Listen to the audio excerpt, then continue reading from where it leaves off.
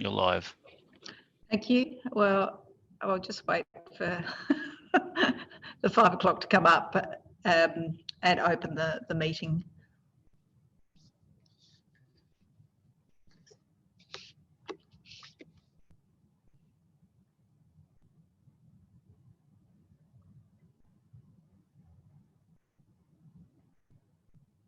Right, so it's now 5 o'clock, so I'd like to open this week's City Planning Committee meeting. Welcome everybody. With us tonight we have Alderman Briscoe, Councillor Harvey, Alderman Barakis, Councillor Dutta, Councillor Coates as committee.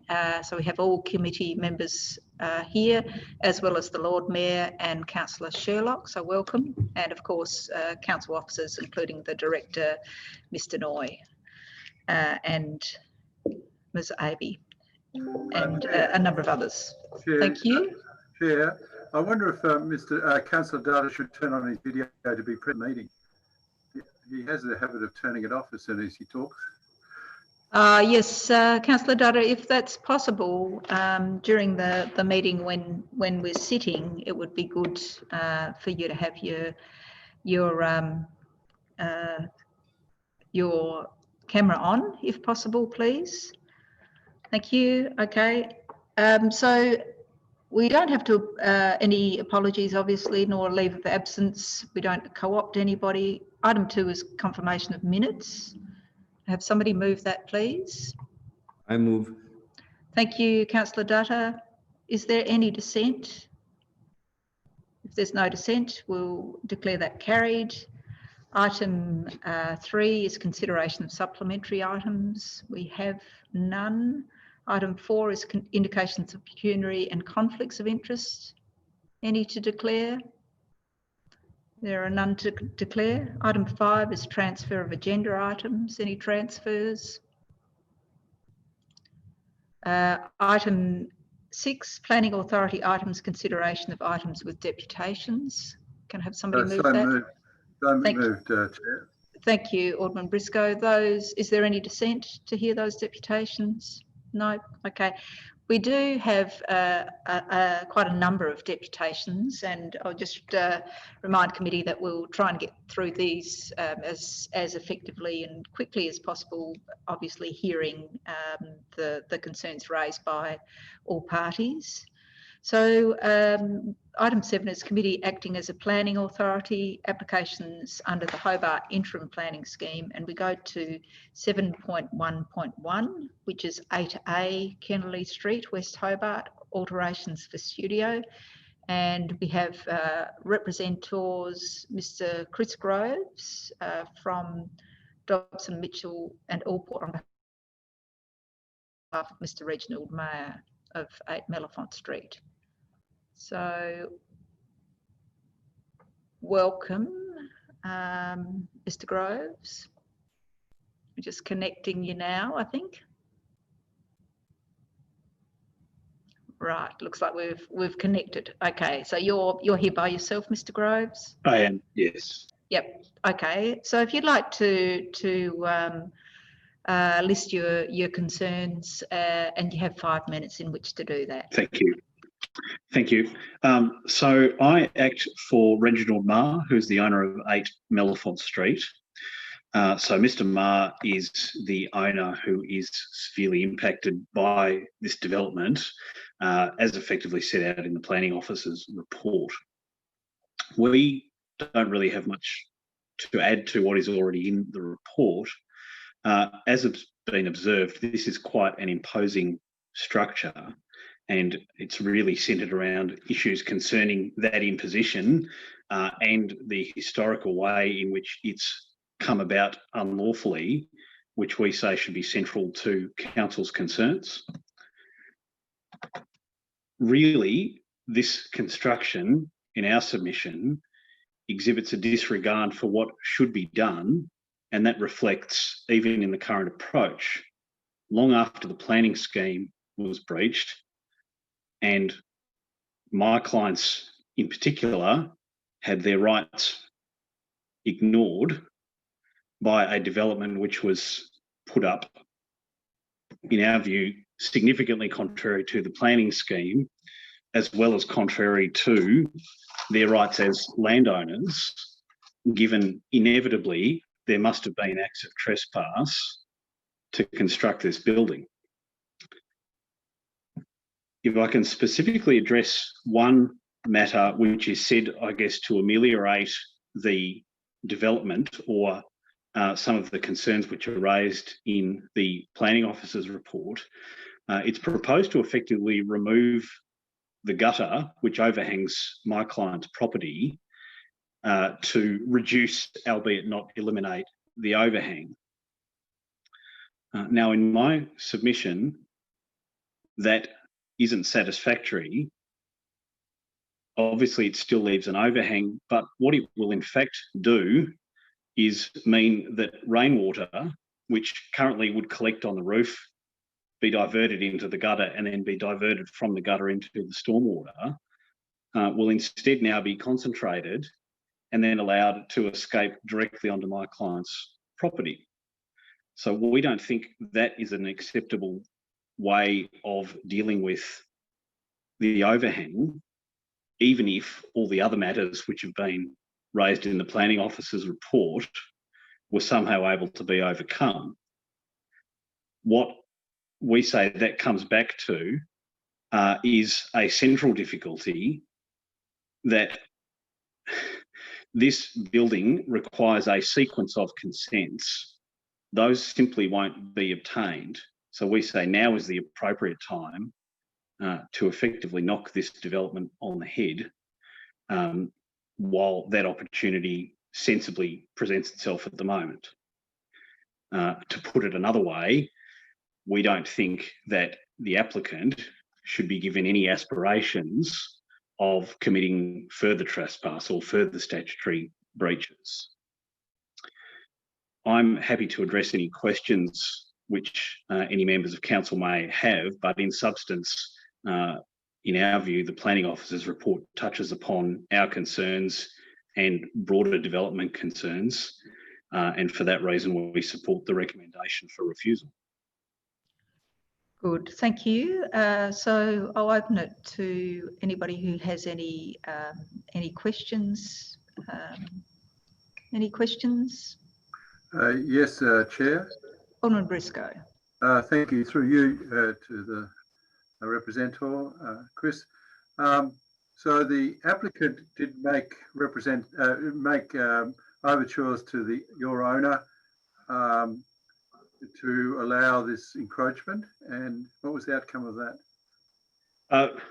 My instructions are that there weren't overtures, and having read, I guess, the limited information which is available, my client disagrees with that. I'd perhaps need to, unfortunately, my client not being here, I'd need instructions to deal with that in any specificity. But my instructions are to perhaps put it in this way, that it was hurriedly erected in a window in which my client wasn't around. And that is part of the problem, but that's not really a central focus, perhaps, of it now being up for a planning permit.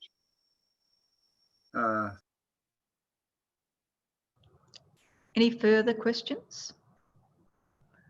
Okay, Mr. Groves, I don't think there are any further questions. I think it's what you've said, and from the report, it's fairly straightforward as to what your client's concerns are. I'll now ask Ms. Irene Duckett to speak and to address some of the concerns raised, obviously by Mr. Groves, but also with the report, and the owner, Mr. Daniel, is with Ms. Duckett as well. Thank you. Over to you. That's correct. Thank you, Madam Chair. I did Chris, miss. can you just turn off your speaker, please? Just for feedback. Thanks. I did miss the beginning of Mr. Groves' submission, so if I do miss something, please feel free to put it to me in questions. But I did catch what I think is the substance of his concerns. The site is an internal lot. It was previously a tennis court, and there were 3 buildings that were located on the eastern boundary. a male and female toilet, shower change rooms, and a net storage space. In March in 2013, my client advises that those 3 structures were enclosed into one structure, creating the current studio building. In 2018, the site was inspected by 2 council officers who advised that there was no issue and no further action would be taken.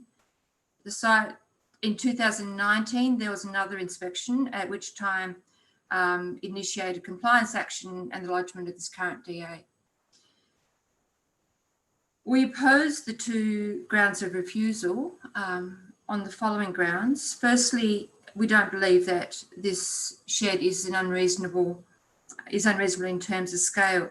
It's a single-storey shed which is located more than 8 metres from the main portion of the neighbour's house. So the house is in L shape. There is about a metre overlap in terms of distance or proximity of the closest part of the L shape, but the majority of the house is over 8 metres away. The shed itself would have been under 3 metres, but for modifications required for the fall of the roof to enable stormwater to drain within the proponent's site. So unlike, as Mr. Groves suggested, that stormwater would be discharging onto the neighbouring property, that's incorrect. So the amendment is to raise the roof on that boundary side to ensure that the stormwater runs back to the proponent's property. There's no overshadowing, no overlooking, and in fact the shed creates privacy or a privacy screening between the proponent's house, which is slightly raised, and the neighbour's house. So it actually increases privacy. Secondly, the second ground is that the separation between the shed and the adjacent dwelling is incompatible with the surrounding area. The separation at its nearest point, that is the northwest corner of the shed to the western edge of the house, is approximately 2.5 metres apart for a distance of less than 1 metre of that overlap. The remainder, as I said, is more than 8 metres away. This is not inconsistent with the surrounding area as alleged by the ground of refusal. And I've got a couple of examples here of that similar distances between buildings in the immediate area. So 6 Mellifont Street has 2 sheds within 1 metre of the dwelling at 8A Kennelly. So in fact, the representor has 2 sheds that are closest to the proponent's house than the proponent's shed is to the neighbour's house. 4 Mellifont Street has a shed on the rear boundary that's 2.5 metres from its side neighbour at 91 Arthur Street. 8 Mellifont has a carport on the side boundary 1 metre from 10 Mellifont. 4 Rosendale has a shed less than 2 metres from 2 Kennelly Street. And 8 Mellifont Street has 2 sheds in the back boundary that are less than 2.5 metres from its neighbouring dwelling. So this separation and the pattern of sheds on rear boundaries being in proximity to dwellings either on side boundaries is not inconsistent. It's not unusual in that area. I don't see any impact from this shed. It's been there for a significant period of time, and we would seek that the committee overturn the recommendation and allow approval of the shed. Thanks, Ms. Duckett. Did you have anything to add, Mr. Daniel? Not at this stage, no. I'm happy to take any questions that may be asked. Thank you. Councillor Harvey, we'll start with you. Just take yourself off mute. My question relates to the last bit in the report that says, from the representations received from the owner of 8 Mellifont Street, it appears that the applicant has misrepresented the wishes of the owner of the property regarding the encroachment of the studio onto his land. It's now clear the owner of 8 Mellifont Street did not wish to leave the matter of any encroachment of the studio to be resolved between the applicant and the council. In fact, does not agree to the encroachment at all, going so far as to term it as a trespass. So can you just explain to me what? So you're suggesting there's no trespass or there's no encroachment onto the neighbour's property, that they, how can you justify the building if it does encroach onto the neighbour's property? Is that referring to the gutter? Is that the Well, explain to us how it encroaches and how you're going to deal with that encroachment.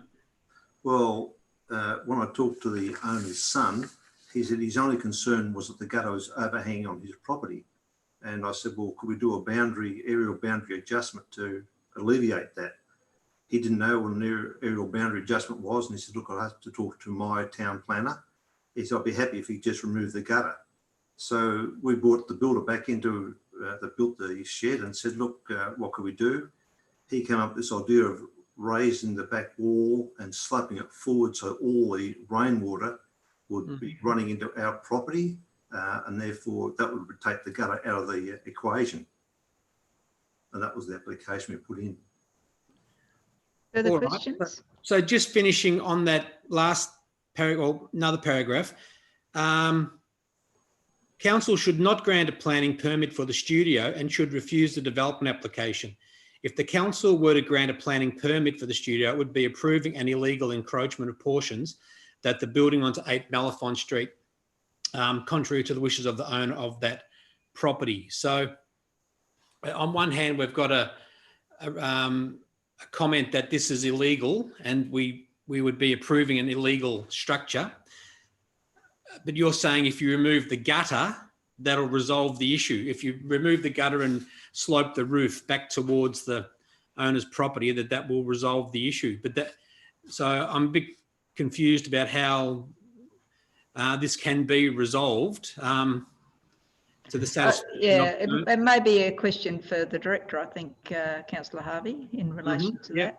Yep, thank you. Any further questions? Councillor Data. Thank you, Chair.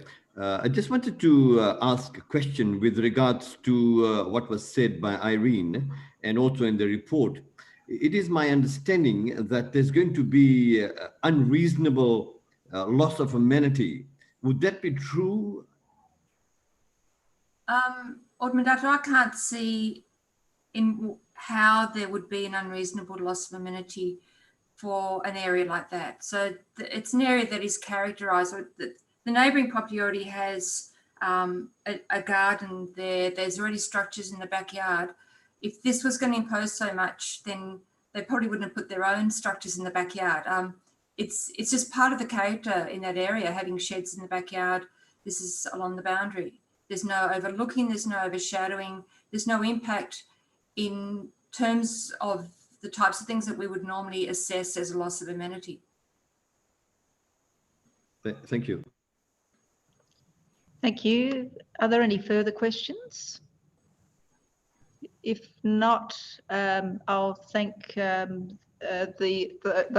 who have provided deputations, and I'll open the item for discussion. Councillor Harvey, do you have your hand up? No? Okay. Discussion. Are there any questions? Well, yeah, to the director. So we've been informed in the report that we would be, we need to refuse the development because we would be agreeing to an illegal encroachment of portions of the building onto 8 Malafont Street. So can you just explain the situation? If the proponent did remove the gutter and sloped the roof the other way, so the drainage went to their property, would this be resolved or is there still issues? Mr. Noy? I'll just remind elected members that the application is for the removal of the gutter and the raising of that boundary wall, but the wall would still project over the neighbour's boundary, notwithstanding that outcome. So that is the intent of the application, and the officers are of the view that it does not satisfy that amenity test.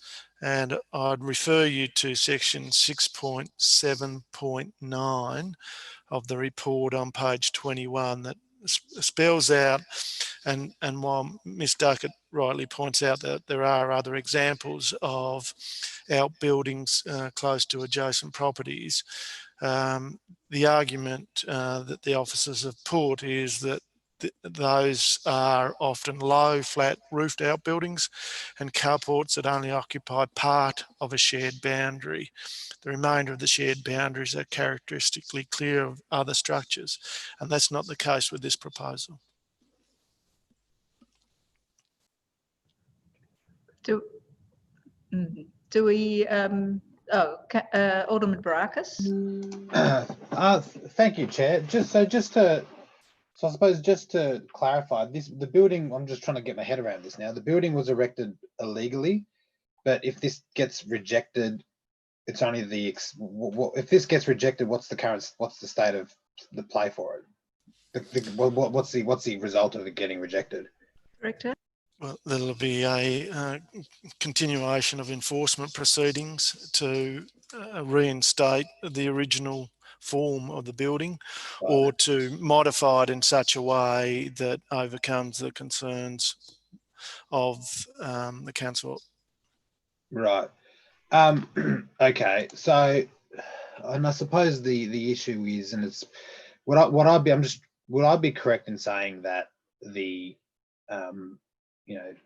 the issue of consent from the two property owners involved, is that something like if we were to approve this, I know it's recommended for refusal, but if we were to approve this, if the owners on the Mellifont Street property, the representors, didn't give consent and continued to pursue this, is their consent necessary for that to legally exist there?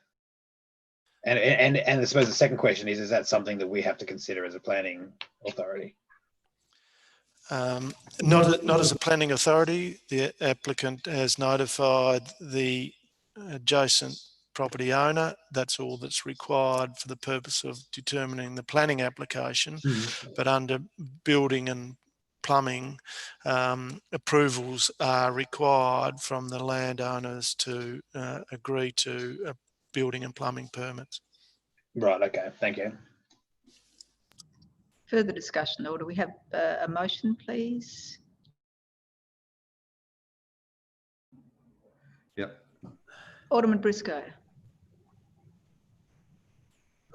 Thank you. I'm happy to move the recommendation for refusal. Can I just ask a question though to the director, through you, Chair? Who would enforce the boundary? Would it be up to the council saying this building is illegal, or at least 80 millimetres of it is illegal, or the owner of the actual owner of the land it sits on, or part of it sits on? Mr. Noy? Well, clearly, if this is refused, then we'll continue with our enforcement proceedings and seek rectification work to reinstate the original building form. So we would continue to pursue it, and I'm sure there'll be civil potential for civil actions associated with any breach of common law rights. Thank you, Director. Thanks. Any further discussion? It's an unusual situation to have before us, but nevertheless, we have the information from the report. Councillor Coates. Thank you, Chair. Just confirming, I guess trying to wrap my head around it as well, but there's currently enforcement action being undertaken, if I'm correct, through you, Chair, to the Director. Yes, that's correct. And this application relates to the modifications, i.e. around the guttering and the slanting of the roof. If we were to approve this application, which on the face of it, just those changes would although yes, the wall still extends in the area, but the specific changes they're seeking here, hopefully in the future will form part of the solution, albeit that it sounds like there may need to be further changes to the building. But if we were to approve it today, there would still be enforcement undertakings because it would still encroach onto their land, would it not? Not from council. I guess what I'm asking, the approval of this application, would that cease any council involvement in that? It would for the purposes of planning enforcement. There'd still need to be some resolution to the building and plumbing approvals. Yeah, okay, thank you. Councillor Dutta? Thank you, Chair. My question is it possible for the parties to discuss this and come to an amicable understanding or conclusion, or it's not possible due to time? I think time is okay because it doesn't expire until the sometime in September. So there is time, but it's really we have the two representatives of the parties. Is there interest in or possibility of speaking with each other in that time to come up with some sort of solution? And is a solution actually possible? So, Mr. Groves, have you been instructed? I don't have instructions in respect of that, but I would certainly seek to obtain instructions to at least have that without prejudice conversation, if that's something that council were interested in hearing from the parties about. Yep, and Ms. Duckett? Yes, look, I have talked to the son. The situation is the owner is an elderly gentleman who lives in Sydney who the son looks after his affairs for him. And I've talked to his son, Jamie, who's a developer and has his own town planner and etc. So he knows all the rules and regulations. The person who lives in the building is the daughter, Sarah, who is a tenant and lives there. Yeah. Yes. So the question is whether you're interested in talking with the other party. Yeah, I have talked to Jamie. Jamie doesn't want to get into any costly situation or cause duress. He said, as long as you fix the gutter, I'm not worried about the fact that the building is slightly over the line. My father is aware of the boundary issue. We're not worried about the height of the wall. We just want that gutter fixed. So we were quite confident when we went forward to put this application in that would solve the whole situation. But I'm happy to talk to them again, but I'm not sure I'm going to get much more than what they've already said. He was happy to just get the gutter back and get the water running our way. Okay, thank you. So, Councillor Dutta, I'll hand it back to you. Based on that, what would you like to do? Yeah, thank you, Chair. The only point that I want to add to that is there is no written agreement or written statement as to what we have heard from the other party. And I was thinking, if there is a written statement, then it would be a much better position to be in. Did you want to seek deferral for parties to meet, or and that would be a procedural item? I'm just thinking, having heard both the sides, if there can be some solution to the problem, it'll be good. And so I could move that as a procedural motion if that is in line. Thank you. Okay, so we have a procedural motion for deferral for parties to talk with each other. I'll go around the table, the virtual table. So do you, Alderman Briscoe, are you in favour of that motion?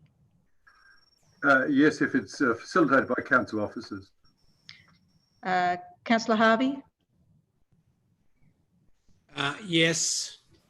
Alderman Barakis? Yep. Councillor Dutta? Yes. Councillor Coates? Yes. And I'll vote in favour as well. So that is deferred for discussions, and hopefully we can hear some good outcome from those discussions. Thank you. So I'll move now to the next item, which is 7.1.5, which is 27 Lefroy Street, North Hobart, 8 multiple dwellings, and we have one of the representors, Mr. Matthew Gilly. If you can invite Matthew in. There he is. Okay. Hello, Matthew. Welcome to the meeting. And for the applicant, we have Ms. Emma Riley from ERA Planning. Hi, Emma. Matthew, you have 5 minutes to address the committee, raising your concerns. Thank you. So if you take yourself off mute and away you go. Thank you very much. Thank you, Chair and City Planning Committee, for the opportunity to address you today and to outline my wife and my concerns with the proposed development. In 2005, we purchased a single-storey residential property at 36 Strawn Street in North Hobart, which backs onto the proposed new development at 27 to 29 Lefroy Street, North Hobart. My wife, our young family and I have enjoyed the amenity of the residence for over 15 years, and for decades prior to 2005, 36 Strawn Street in North Hobart was a residential property, and the previous owners enjoyed the amenity of the residence over those decades. We are concerned that the setback of the 3-storey development against our single-storey residence is insufficient and inadequate, creating unreasonable adverse impacts on our residential property, and I guess a feeling of being boxed in. The height of the development runs the full length of our property and does not start to taper or transition until it's well past the boundary of our property. The balconies and windows in each of the first and second level of the proposed development directly overlook our residential property, straight into the private kitchen, lounge room, living areas, private open space and deck of our residential property, which will result in a loss of privacy for our residential property and have a material adverse impact on the amenity of our residential property, including the use and enjoyment of our deck and backyard. We're also concerned that the proposed development may perish the tree in our backyard, which is a long-standing underground root system, with the proposed development being so close to the boundary, including the ground floor car park. We expect the deep excavation will kill the root system and the tree. We're concerned that the 3-storey development bordering on our single-storey residence will overshadow our residence and cause a reduction in sunlight into our backyard, kitchen, lounge room, living areas and private open space. And finally, we're concerned that the 3-storey development is not sympathetic to our single-storey residential property, not being compatible in scale, and does not allow proper transition in height to our residential property. While we're not opposed to the development, we'd like to see the proposed development much more sympathetic to our residential property and a compromise reached. We've raised our concerns with a planning consultant engaged by the applicant, and we understand from correspondence from the Hobart City Council Development Appraisal Planner that he encouraged the applicant to directly consult with us, but we haven't had any success in relation to any contact. We understand the applicant has chosen for the process to run its course without contact with us, so we're unable to reach any compromise outside this process. Chair and committee members, I thank you for the opportunity to be heard today and to outline our concerns. Thank you, Mr. Gilly. So I wonder if there are any questions for Mr. Gilly at this stage, or is that quite clear? I have a question. So you're concerned about the root of the tree, and I did visit your property on Saturday, and it was obviously jammed up right against the fence line. Yeah, so that's a fairly important part of your backyard, is it? Yes, it is, yes. Okay, thank you. Councillor Dutta, then Councillor Harvey. So apart from the route you mentioned with regards to the deck that you have there, will that in any way deprive you of the amenity? Sorry, can you repeat that question? You mentioned about the trees very close to your property on the boundary line. You also mentioned about the deck that you have. And in the context of that, I'm asking, will there be in any way, your amenity will be detrimental, or in other words, will there be foreshadowing, not enough sunlight coming through? That is the concern, Councillor, and also obviously, having barbecue and in summer enjoying that area to sort of eat dinner and and things like that does impact on the development being so close to that back fence, and then obviously the decks as well. Thank you. Councillor Harvey. Thanks, Chair. So, Mr. Gilly, your neighbour has a bit more distance from the development than you do for all of their boundary. Yes. If you had a similar distance, would that alleviate part of the problem here? Would that be would that go towards resolving your issue? Yes, I think it would. Yes, it would. Councillor. Okay, thank you. All right, any further questions of Mr. Gilly? If not, I'll hand over to Ms. Riley. If you'd like to answer some of the concerns raised and make your deputation, thank you. Thank you, Alderman Burnett.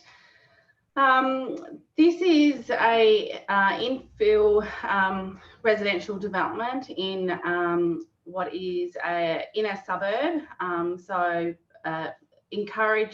Council encourages these types of developments in these areas in order to meet future housing needs. The proposal is sited within the general business zone, and since we've been working on this application close to 12 months now, had submitted it to Council in December and have made a considerable effort to work with council officers in meeting the planning scheme requirements. In terms of the impact on the amenity to the residential properties in Strawn Street, we note why they are used for residential purposes. They are, like this site, within the general business zone. We have complied with the setbacks from the boundaries to those properties in Strawn Street. The proposal will have effectively nil overshadowing impact on those sites. We are actually located to the south of those properties. While we appreciate the concerns raised about overlooking and loss of privacy, we have worked with council planning officers regarding additional privacy solutions to those potential views northwards across the Strawn Street properties, and are prepared and happy to accept the condition of approval, which is recommended to the Alderman tonight. That will largely prevent all views into those properties. Because of the nature of where those decks are located, they will tend to look out over rather than down in to the backyards. They are a relatively acute view.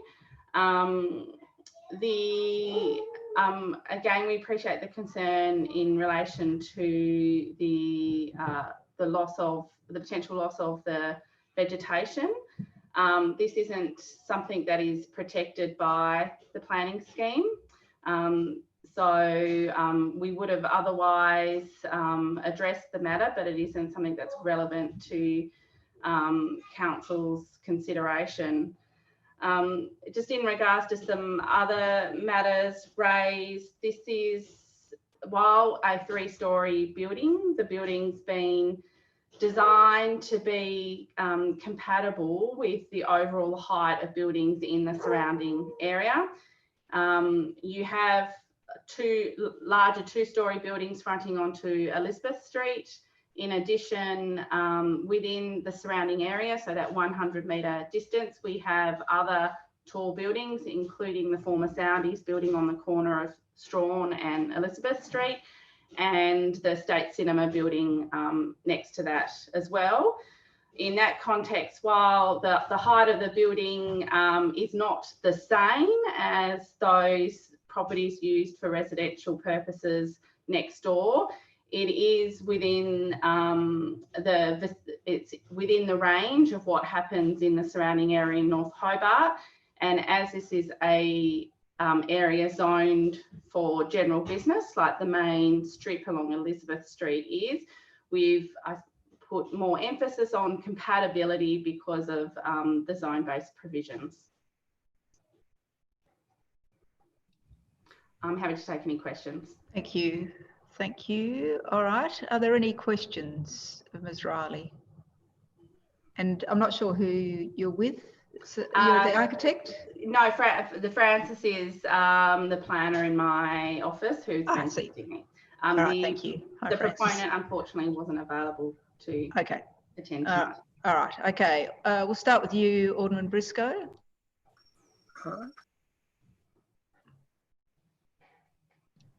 Just try put yourself. I'll try to. Thank you, Chair. Ms. Riley, even though that tree is not protected, is it possible to have, would your client be interested in having advice on if the council was of the view to give approval, to do everything possible to protect those roots? Now, the footing will be within 3 metres of the fence line, and presumably if the contractor who does the footing is mindful that protection of the roots is important, what's your view about that? Even though it's not required, would your client be interested in just doing their very best to protect the roots of that tree? The client will be happy to accept best endeavours during the construction period to, I suppose, minimise direct damage to the root system.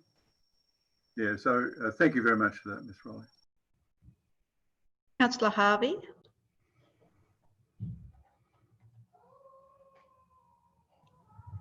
Just put yourself off mute, Councillor Harvey.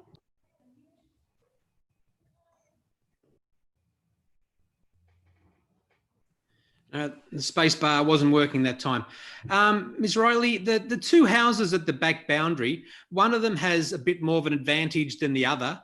If you look at the stepping of the building across the back boundary, so 36 has the closest boundary to the development, while the other house has a bit more space. Is it possible somehow to offer the same sort of concession to to Mr. Gilly at 36 Strawn? So the section where we go up to the rear boundary actually adjoins a property fronting onto Elizabeth Street. So the boundaries are offset a little bit at the back. That's a bit over 4 metre section that we're on the property boundary is actually relating to the Elizabeth Street property, where there's a slight overlap. While the decks are a bit closer to the boundary in the context of 36 Strawn Street, I suppose we did work through multiple iterations trying to keep as far away from that boundary as possible, but taking into fact that the scheme didn't actually address a specific setback standard from the general business zone. And because the actual mass of the building is set back a little bit further, it's only the decks at that point that project out. So I suppose our response is that we've been reasonable in the context of that setback, having regard to what property boundaries we adjoin and the zone-based provisions. Yeah, well, I guess if I could just reflect Mr. Gilly's position there, if those decks are kind of like the little bit extra that they've got towards their property as opposed to the other neighbour that has a bit more space. So you're saying that there's no way that could be adjusted or the decks pushed in a little bit to give the same distance that the neighbouring property in Strawn Street has? Well, those apartments wouldn't be left with any reasonable area of private open space. Otherwise, And that private open space is essential? Well, it's a planning scheme. It's generally recognised as something promoted within the planning scheme. It's not a specific requirement here, but it's reasonable that an apartment has a small outdoor deck space, ideally on the northerly side, which this is where it's located, for open space purposes. All right, so there's nothing you could offer there? No, I mean, we went through several iterations around what options we could do around privacy, and that's outlined in the planner's report to you, but we don't feel that we can push that any further without a significant redesign. The internal space is already relatively tight in terms of the living, kitchen, dining space for the apartment. So pushing that back further would effectively have a domino effect on having to redesign the proposal further. Okay, thank you. Councillor Dutta, then Councillor Coates. Thank you, Chair, through you. It is my understanding that Mr. Gilly stated that there was not much consultation and discussion with him. Is it possible for that to happen, or is it too late now? Look, it was certainly, we had a discussion with the client regarding it, and we made an effort to liaise with council over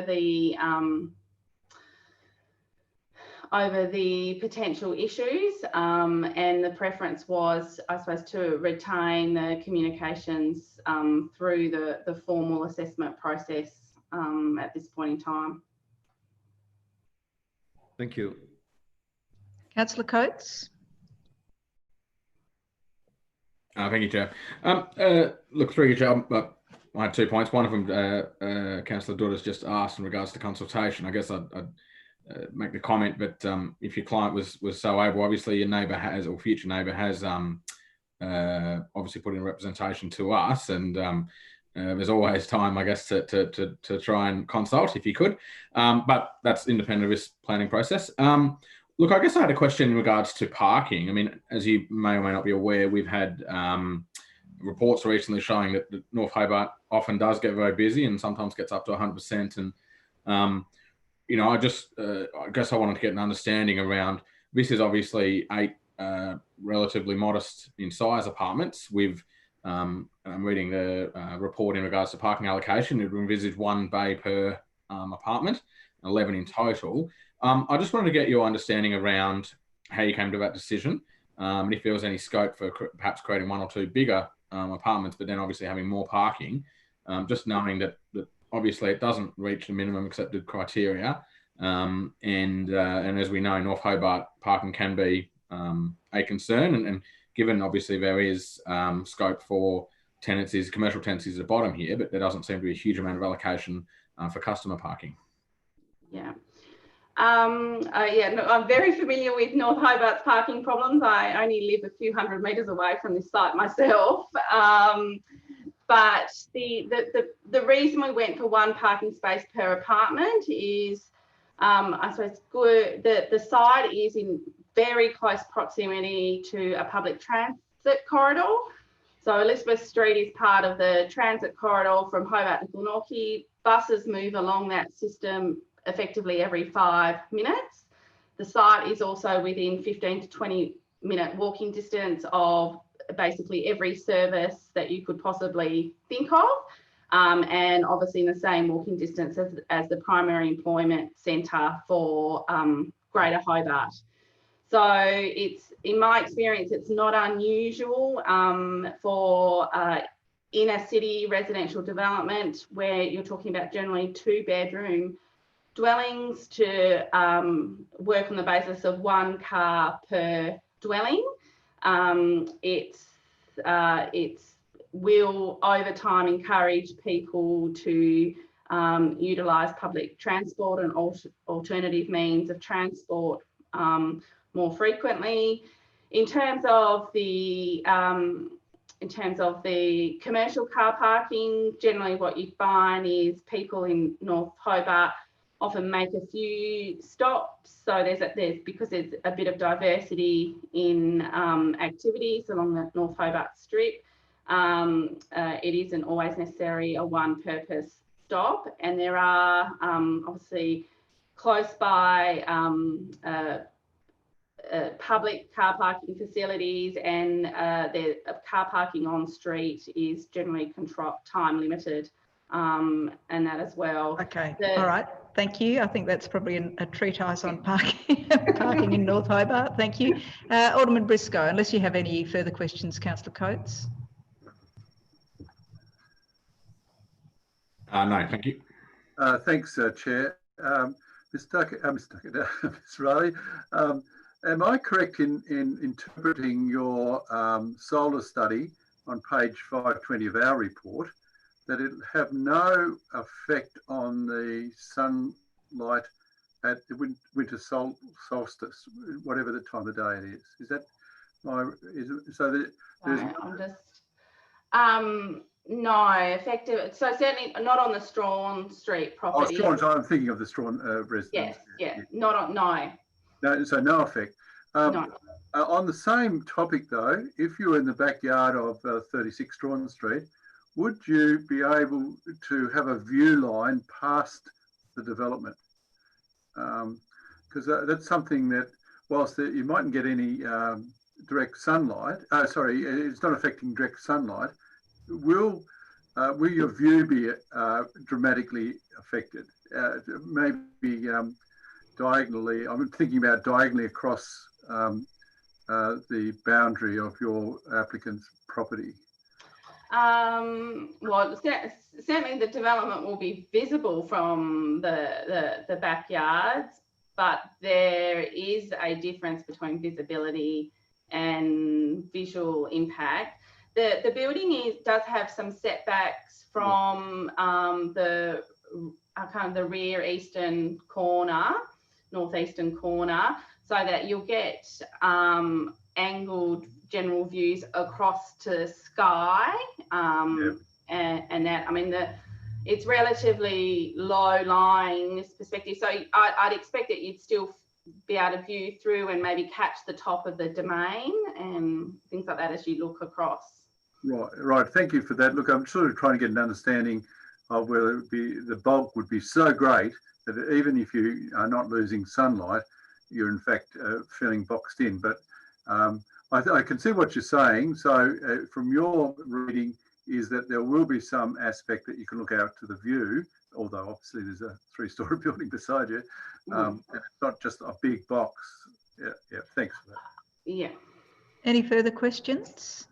I just have a question just in relation to the scale to other buildings, and I just wonder what sort of consideration have you provided in relation to the buildings actually on Lefroy Street and that sort of heritage streetscape along there? I mean, it seems to me that you're relating things to Elizabeth Street.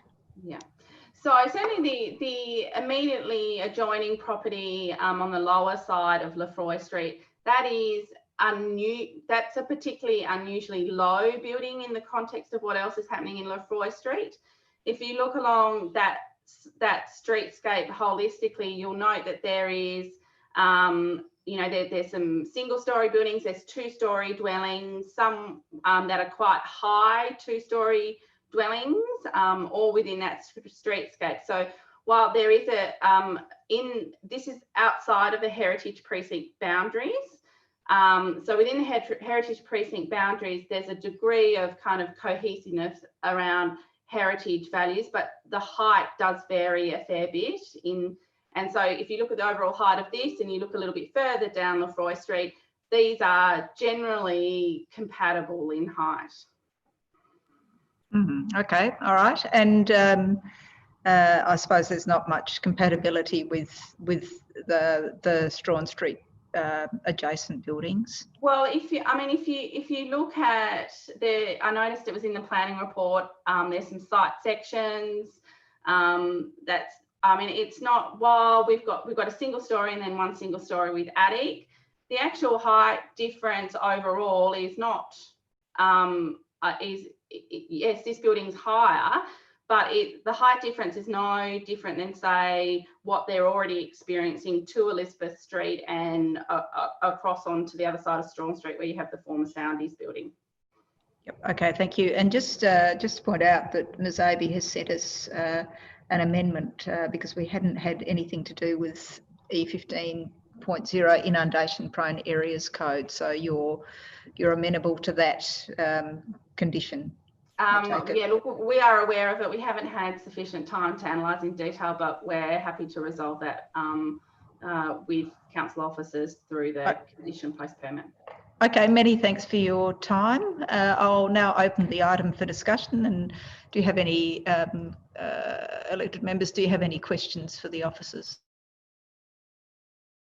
Oh, sorry, Alderman Barakis. It's on mute. You're on mute. Apologies. I didn't have a question. I'm happy to move the motion and kick off discussion with the amendments from Ms. Abbey. But look, I think given the zoning, and I think given the designs of it and the report, I think this would be a hard thing to knock back, and I think it's pretty reasonable. I think it's an example of the kind of infill in a city, business precinct development that there's been a lot of talk about supporting, and especially in that area in North Hobart. So I think it's a notwithstanding I think the concerns by the representative, I think this is something that I think would be hard to argue in. For one, I think it would be hard to argue in appeals tribunal that it shouldn't be approved. But I think this is something that would be of benefit to the area. I think it's a good example of that sort of inner city residential infill housing, and I think provided I think that there's enough, the parking's adequate, and I think given the size of the apartments, and I think given the sort of inner city nature of it, I think that it would cater to those sort of people that are either young professionals or students, or the type that aren't going to really need multiple cars in an apartment. So I think that does tread that balance quite well. And I think my understanding looking at it would be that it'd be pretty neutral in that regard to its impact on parking in the North Hobart area. So I'm happy to approve it. Thank you. Okay, so you've moved that. Thank you. We'll go to Councillor Coates. Thank you, Chair. To begin with, just through you, Chair, a question to the Director. Reading through the report, and it mentions that the current usage is as a car park. However, this hasn't actually been approved as a usage for the site. I just want to confirm, is that only in while we're awaiting the outcome of this development?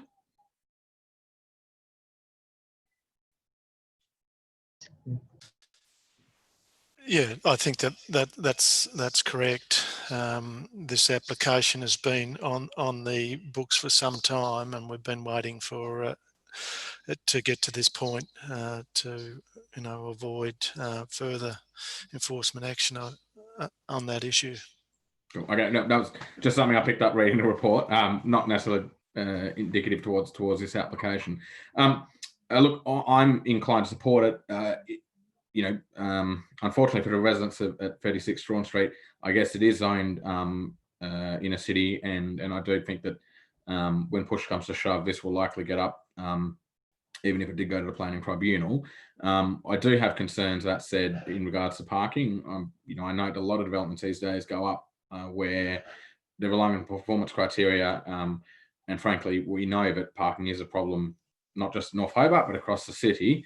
And it's sort of on this assumption that even if it's 2-bedroom, 3-bedroom, they may only need one car spot, as I don't necessarily hold that to be true. That said, and for the benefit of the proponents who are obviously here, it is good we have this process and that people are able to make representations. And obviously the neighbour does have some concerns and obviously feels as though perhaps wasn't consulted as much. But regardless of the outcome of tonight's vote, and potentially if we get this advice in regards to the tree and the root system, I think that would be a good neighbourly thing if we can encourage some more consultation there in regards to privacy. But ultimately, it's recommended for approval. I think the fact that it's zoned as the inner city residential, for me, is a determining factor. And I feel as though even if we were to knock this back today, it would subsequently get approved at the tribunal and at the cost to Hobart ratepayers. Thanks. Chair, Yes, well, that is a consideration, but yes, thank you, Councillor Coates. Alderman Briscoe, you wanted to move that amendment or have it yes. accepted? Well, I could ask Alderman Barakis to include in an advice clause. It wouldn't be a condition of approval. It'd be an advice clause to do with the applicant to do their best endeavours during construction to protect the roots of that tree. And Oh, that sounds perfectly reasonable to me. I'm happy to accept that. Thanks very much. And look, I sort of like echo little comments from yourself and Councillor Coates. It is a perfect site for inner city living. It's close to the restaurant strip and the cinema, which I went to last night. And I did have trouble finding a car spot. In fact, I ended up parking way down in Campbell Street. And after visiting 36 Strawn Street to look at the site and also to look at consider the representation of the neighbour there, I think one car spot per dwelling is enough, and it is the applicant tells me today that they intend at this stage to rent out the residential component of this development, which adds to the housing stock of Hobart. So I'll be supporting the motion moved by Alderman Barakis with that addition. Thank you. Thank you. Councillor Dutta, then Councillor Harvey. Thank you, Chair. I am of the view that parking is quite a problem there, because we have heard many times in council with regards to the parking issue in North Hobart. And I'm of the view that one car space may not be the realistic way to look at the situation. And I think this is anecdotal evidence, but people do have 2 or 3 people living, and they tend to all have cars. And so I think it's going to exacerbate the parking problem there. That's a point I want to make quite forcefully. Thank you. Thank you. Councillor Harvey. Yeah, thanks, Chair. I have sympathy for the neighbour at the rear, Mr. Gilly, that he didn't get the same sort of concession that his neighbour had with regard to setback. And I'll make the comment that had some engagement occurred at the start of the process, rather than just let it go through the statutory requirement without any engagement, there might have been a better outcome for 36 Strawn Street. That said, I do think this is a good location for a inner city or inner suburb development that we have been encouraging over a number of years on council. So I will support the project tonight, but like I said, I am disappointed that engagement didn't occur at the start, which might have ended up in a better outcome for Mr. Gilly out the back of the project. With regard to parking, I don't have concerns about that. I think people are starting to realise that if you live in these areas, you do need to find alternatives. And as was stated by the proponent's planner, Ms. Riley, that it is located to the bus network, and that is a very frequent bus service, I imagine, along Elizabeth Street through to Newtown and into the city. So I think that does comfort me somewhat that another 2 car spaces or 3 car spaces for each unit is not required. Hopefully people who live in these sort of developments understand that it's impossible to have cars sometimes, that they need to use alternative modes of transport. So I'll be supporting this proposal tonight. Thank you, Chairman. Thank you, Councillor Harvey. Just a couple of questions for you, directed from me, and it's the same question that I asked Ms. Riley, just in relation to the relationship with the streetscape. I mean, I think it's fairly generous to suggest that these are larger buildings on Lefroy Street, because that's certainly not the Lefroy Street that I know. How does this relate in relation to Elizabeth Street and that part of the zone versus how it should be relating to the streetscape and the building form in Lefroy Street, please? Yeah, thank you, Chair. Look, I'd refer you to some of the photo montages presented by the proponent, and I'll refer you to figure 19 on page 442 of the agenda, which shows the proposed development in context of the streetscape of Lefroy Street. And I think from that montage, it does demonstrate certainly more compatibility with the buildings within the same zone as that site, the general business zone. But there is that transition from the primarily sort of single and two-storey residential properties within the adjacent residential zone. I also refer you to, there are other cross sections, and figure 15 is another example of the cross section through the site to the Strawn Street properties, which are within the general business zone. That's page 439. And you can see the two-storey property at 34 Strawn Street, and also the single-storey 36 Strawn Street. But behind that is a two-storey bank building, as I understand it, Commonwealth Bank, which is, you know, fairly compatible in size to the proposed development. So yes, it is higher, but there are other compatible buildings within the same zone that this proposal is located. So I think in general terms, the officers have got it right in their interpretation of the proposal in the context of the surrounding development. All right, thank you, Mr. Noy. Look, just a couple of points. I think there are a lot of good things about this application, but I do have some reservations. And I think whilst the intention of the advice to protect the tree roots is made in the best intent, the intent is good. I feel that the likelihood of that tree surviving is going to be problematic.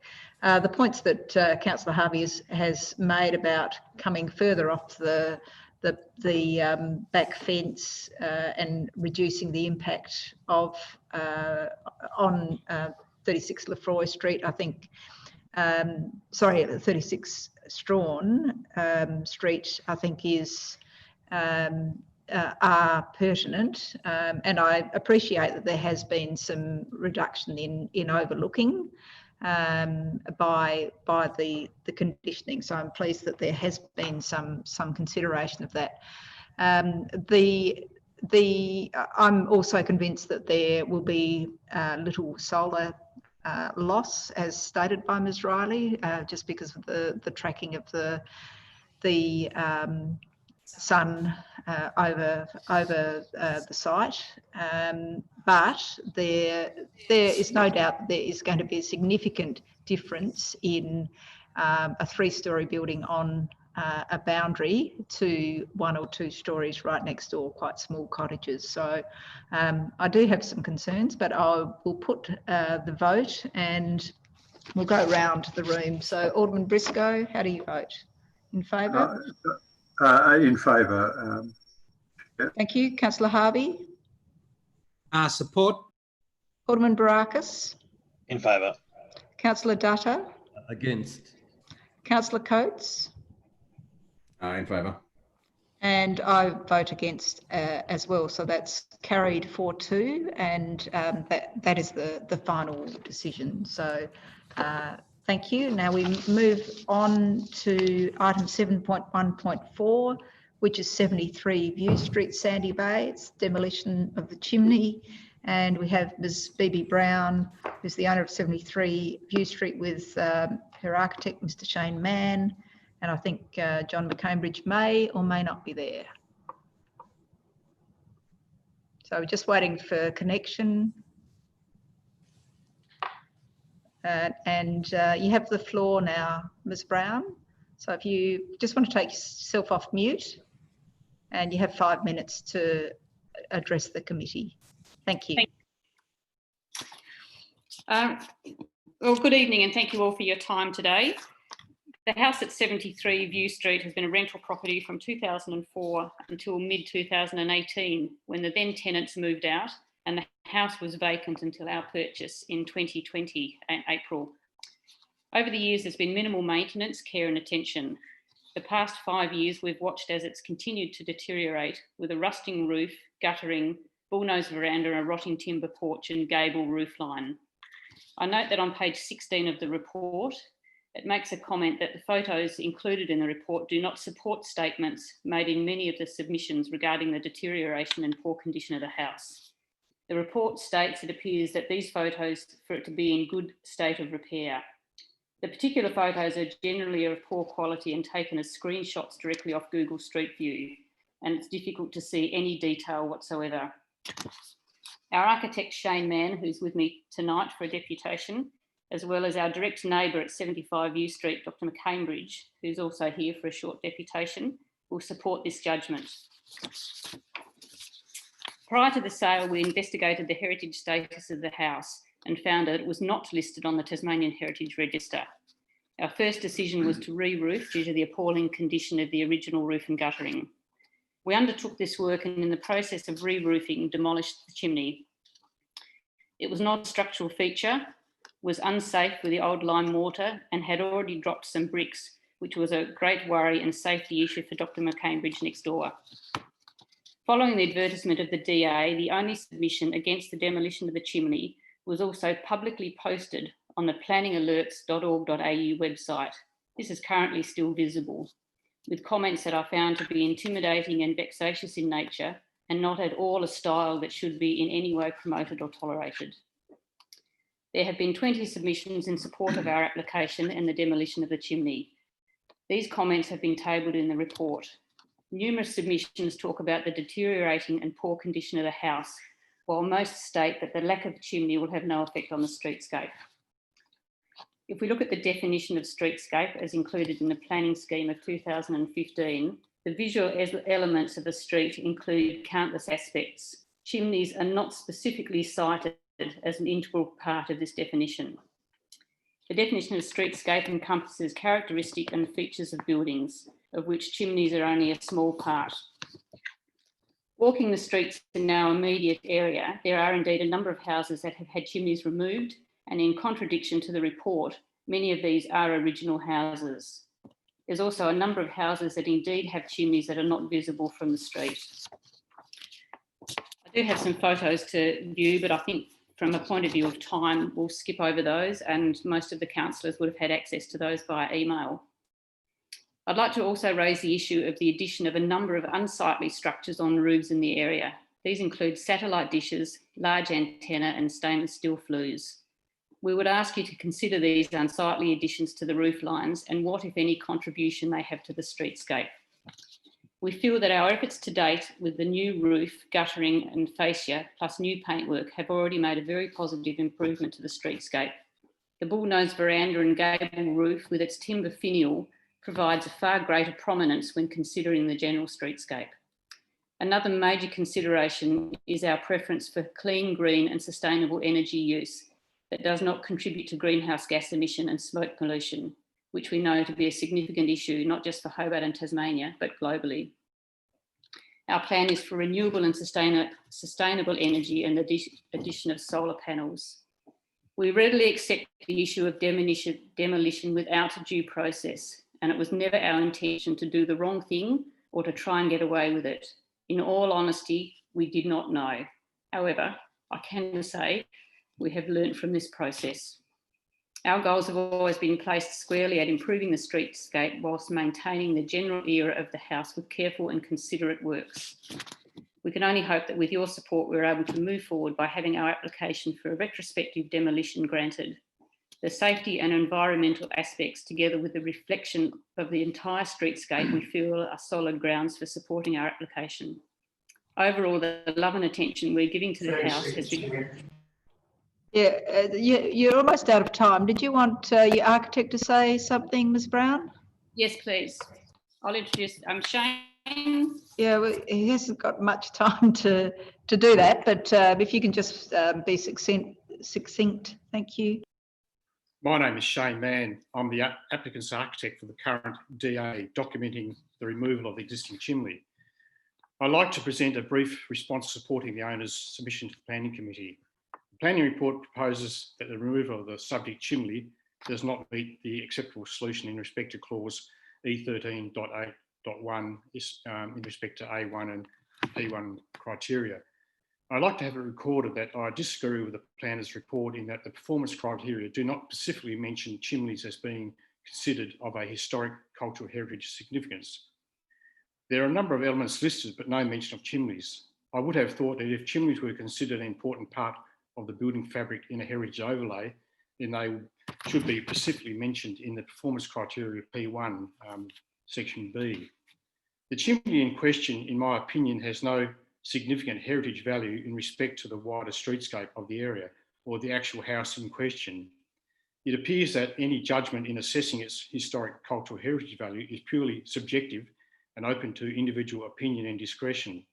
The chimney in question is a very plain structure representative of the period and has no ornate detailing that would be considered of heritage significance. From an architectural perspective, I do not consider the retention of the chimney as being important in this instance, and place greater value on the overall refurbishment of the existing house that clearly improves and respects the streetscape of View Street. In summary, it is again my opinion that the removal of the existing chimney will result in no detrimental loss of heritage fabric to the house in question or the greater streetscape of the precinct. I will therefore do not support the planner's recommendation for refusal. Thank you. Okay, thank you. Now, are there any questions for either Ms. Brown or Mr. Mann? Alderman Barakis. Thank you, Chair. Just I think it's been a matter of discussion, I think, and in some of the emails as well that have gone past, the sort of safety concerns about the chimney when it was removed, that it was sort of looked like it was falling apart. And I think when I did discuss this with you over the weekend, there was worry that at the time that it was actually gonna there was some worry about it collapsing and possibly being a safety issue. Can you speak to that a little bit more? I can say that the old lime mortar was non-existent. I do have Dr. McCambridge in the room as well, if it's all right with you. I think he was on Councillor Burnett's list to give a deputation. Might be able to just answer that a little bit more from his perspective, Simon, if that's all right. Yeah, yes. Alderman Barakis, if you need that clarification. Please, Chair. Thank you, Mr. McCambridge. Dr. McCambridge. Look, thank you. I won't say anything to extend this very long, but as you know, I'm the neighbour immediately next door and have been there for some 35 years. And so I have observed the nature of the chimney as it's directly opposite our bedroom window.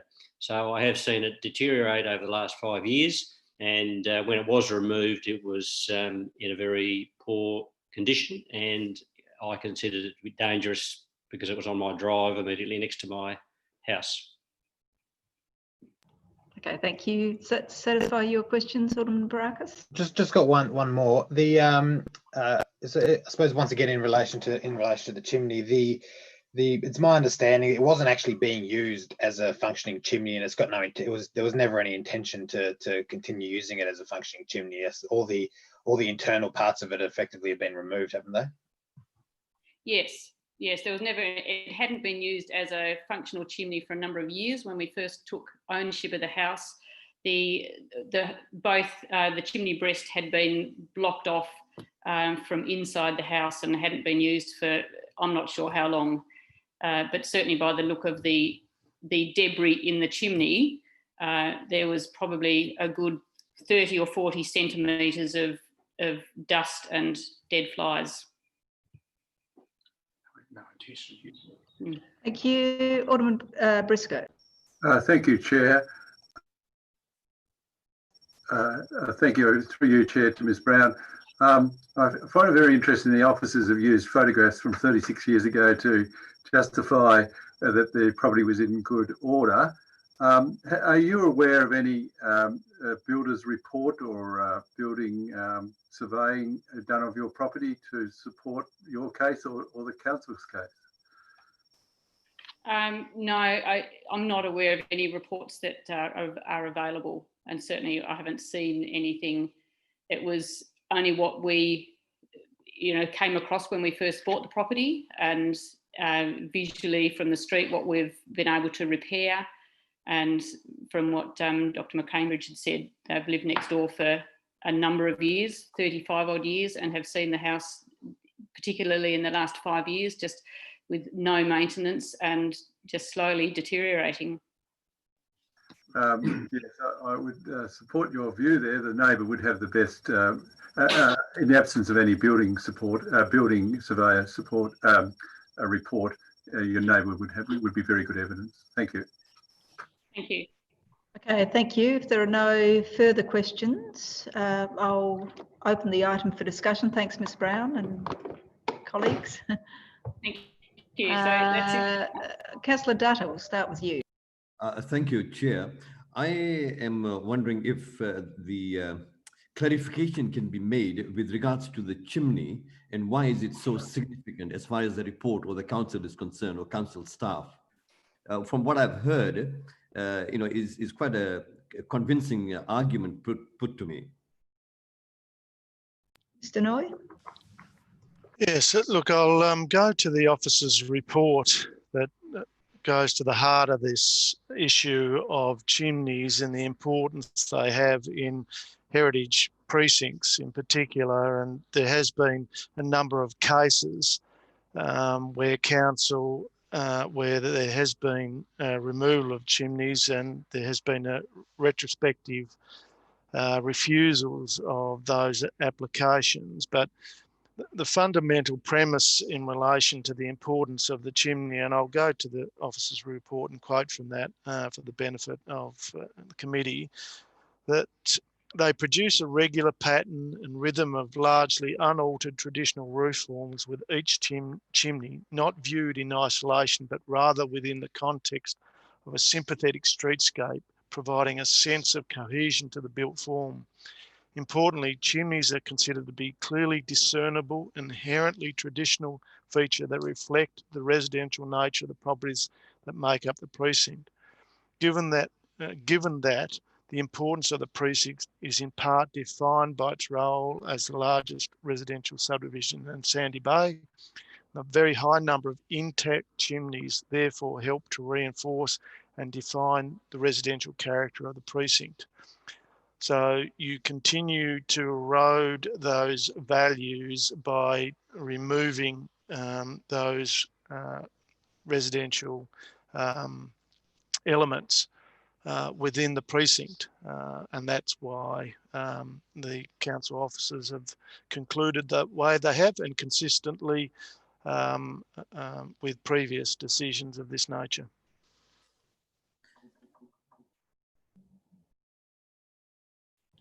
Councillor Dutta? Yeah, yes, thank you for that. Just a follow-up question. It is my understanding the statement was made that the chimney was not functional. Now, if the chimney is not functional, through you again to the director, is that a reason to then get rid of it? No. In fact, a lot of the chimneys in that precinct, I would suggest, are not functional. That doesn't necessarily give a justification for removal of those elements that add to the values of that precinct. Thank you. Councillor Harvey. Thanks, Chair. Look, I think it's an unfortunate loss, and had the proponent known better, they probably wouldn't have demolished the chimney, and they would have possibly made the effort to have it repointed or remortared to stabilise it. But unfortunately, we've lost the chimney at this point, and I don't think rebuilding it is the option to go down. But look, I will support the I will support an alternative recommendation, though, to approve the demolition, because I think at this point, while unfortunate, I think the proponent learnt their lesson, that they should, inquire first before they do something that they might regret and lead to some compliance issues with the council. So I won't support the officer's recommendation tonight, but I have done in the past where chimneys have been demolished, because I do feel they are a significant factor in the heritage fabric of a city, and seeing a row of chimneys is to me very important. And I'd hate to think that this becomes a common occurrence where people think that they can knock their chimneys down without any due consideration to the heritage of their area. But tonight I'm feeling like that I'm going to let this one get through.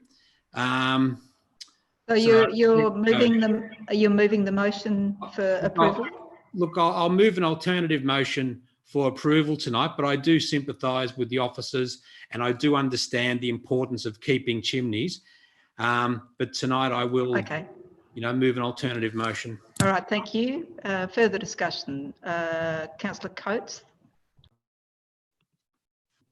Thank you, Chair. But I recently just put my hand up. I think Alderman Barakis had his up for a while. If you want to go to him first, if that's okay. You're all right. We'll go with you, and we'll get to Alderman Barakis. He won't miss out. Look, I just had a question for the applicant's benefit. I guess I'm the newest member just on this year for council, but to the director, if the alternative was true and someone had wanted to put in one of those gas fireplaces or a fireplace and obviously have an outlet in their roof, would that have to be something that would come towards council?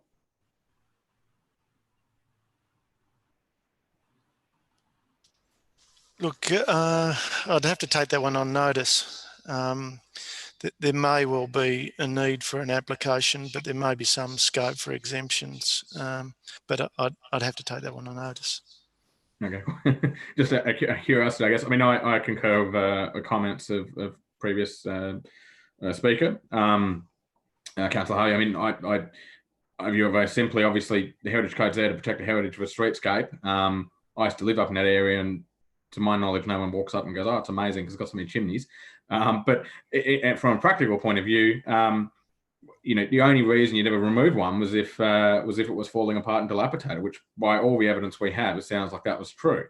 Heritage Code or not, I think if something's becoming a public safety issue, there would need to have been rectification to it.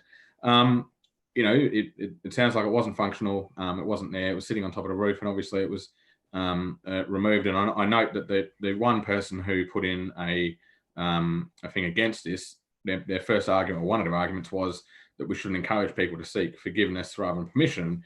And look, with all due respect, we're inevitably going to end up in scenarios where people are seeking forgiveness.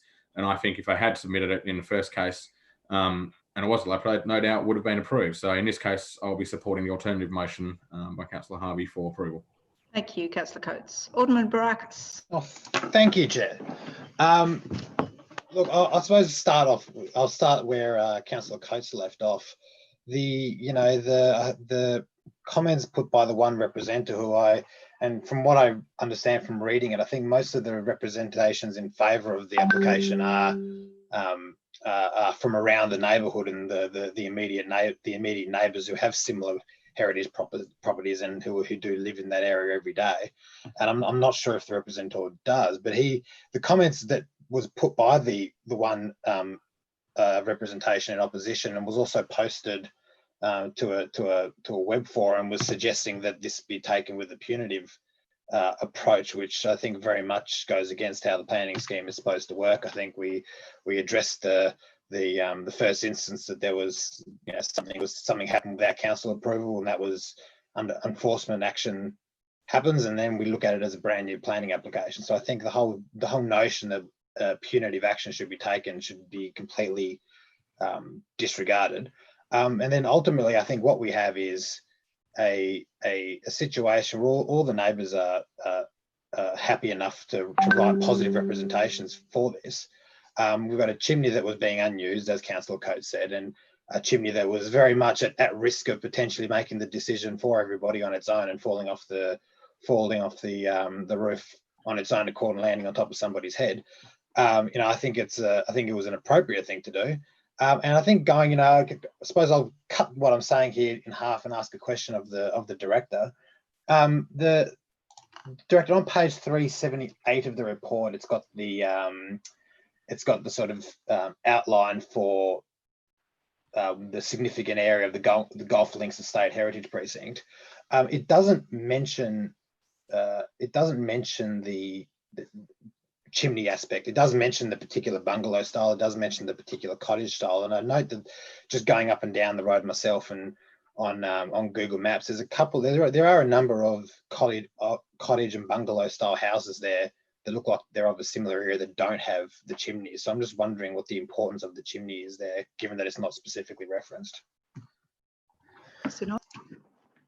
Yeah, look, there are a lot of elements within that style that are not referenced. So the fact that they're not referenced does not mean that they're not an important part of Edwardian or Californian bungalow style cottages. They're made up of numerous elements, and chimneys being one. And no, I'd simply refer to my previous quotes from the officer's report in relation to that the chimneys are an important component of those style of houses. And of those style of houses, 90% of chimneys still remain, and they're considered an important. The qualified advice is that they're still considered an important element to the precinct, and their demolition progressively diminishes those values. Thank you for that. And look, I won't push it too much further, because I think it looks like this will be one of those instances where Councillor Harvey and myself are on the same page, and I'm happy to support his motion. I was actually going to move one similar myself. So look, I'll leave it there, and I'll be supporting Councillor Harvey's motion to approve this. Thank you. Alderman Briscoe. Did you call me Chair? Thank you. A question for the director. Firstly, it's the first time I've seen, and I could be wrong, on page 379, the planner, not the building inspector, the planner has made a comment about that the building appears to be in good state of repair. Now, we all know glossy catalogues can show a house which looks in great repair, but when you get behind the scenes and see the rusting bull veranda or other things that the applicant has told us about, I thought that was a strange thing to have in a planning report without any qualified advice, presumably no qualified advice, saying that the building appears to be a good state of repair. Now I think it's probably one of those things that the director should consider not allowing into planning reports. However, I'll leave it as a comment rather than a question. I don't want the director to comment about that, but it is very unusual to show three pictures, one from 1984 and right up to present, and use that as evidence that it's it's been a good state of repair for the entirety of that period. Well, we don't know, do we? The question I have, if, for example, the applicant found the best site for solar panels was on the roof, would that affect the historic character of this suburb? It's a hypothetical, But here we have an ancient technology burning wood directly, modern technology with all the problems of solar panels. But would you allow solar panels to go on the roof? Director. Yeah, look, there is scope to accommodate solar panels. We have some guidance notes within our website in relation to where solar panels should be located on listed buildings and also on buildings within heritage precincts. So there certainly there is scope to accommodate that. There is, I suppose, a focus on not having them, located on a prominent roof profile fronting the street frontage. So yeah, we've given that due consideration, and there are some guidelines in relation to that matter. Yeah, so just a quick comment, because I know we've got a big item to come up. To me, all right, theoretically, it'd be nice to keep the remnants of a former heating of a house, insulated house. It would have been nice, but this, in good faith, the applicant has removed it, and I've accepted the advice of the neighbour, which says the chimney was in poor condition, and we've just heard from the director that there are other competing values here, and if solar panels are allowed, I think we should allow, in this case, demolition, retrospective demolition of a chimney. Thank you.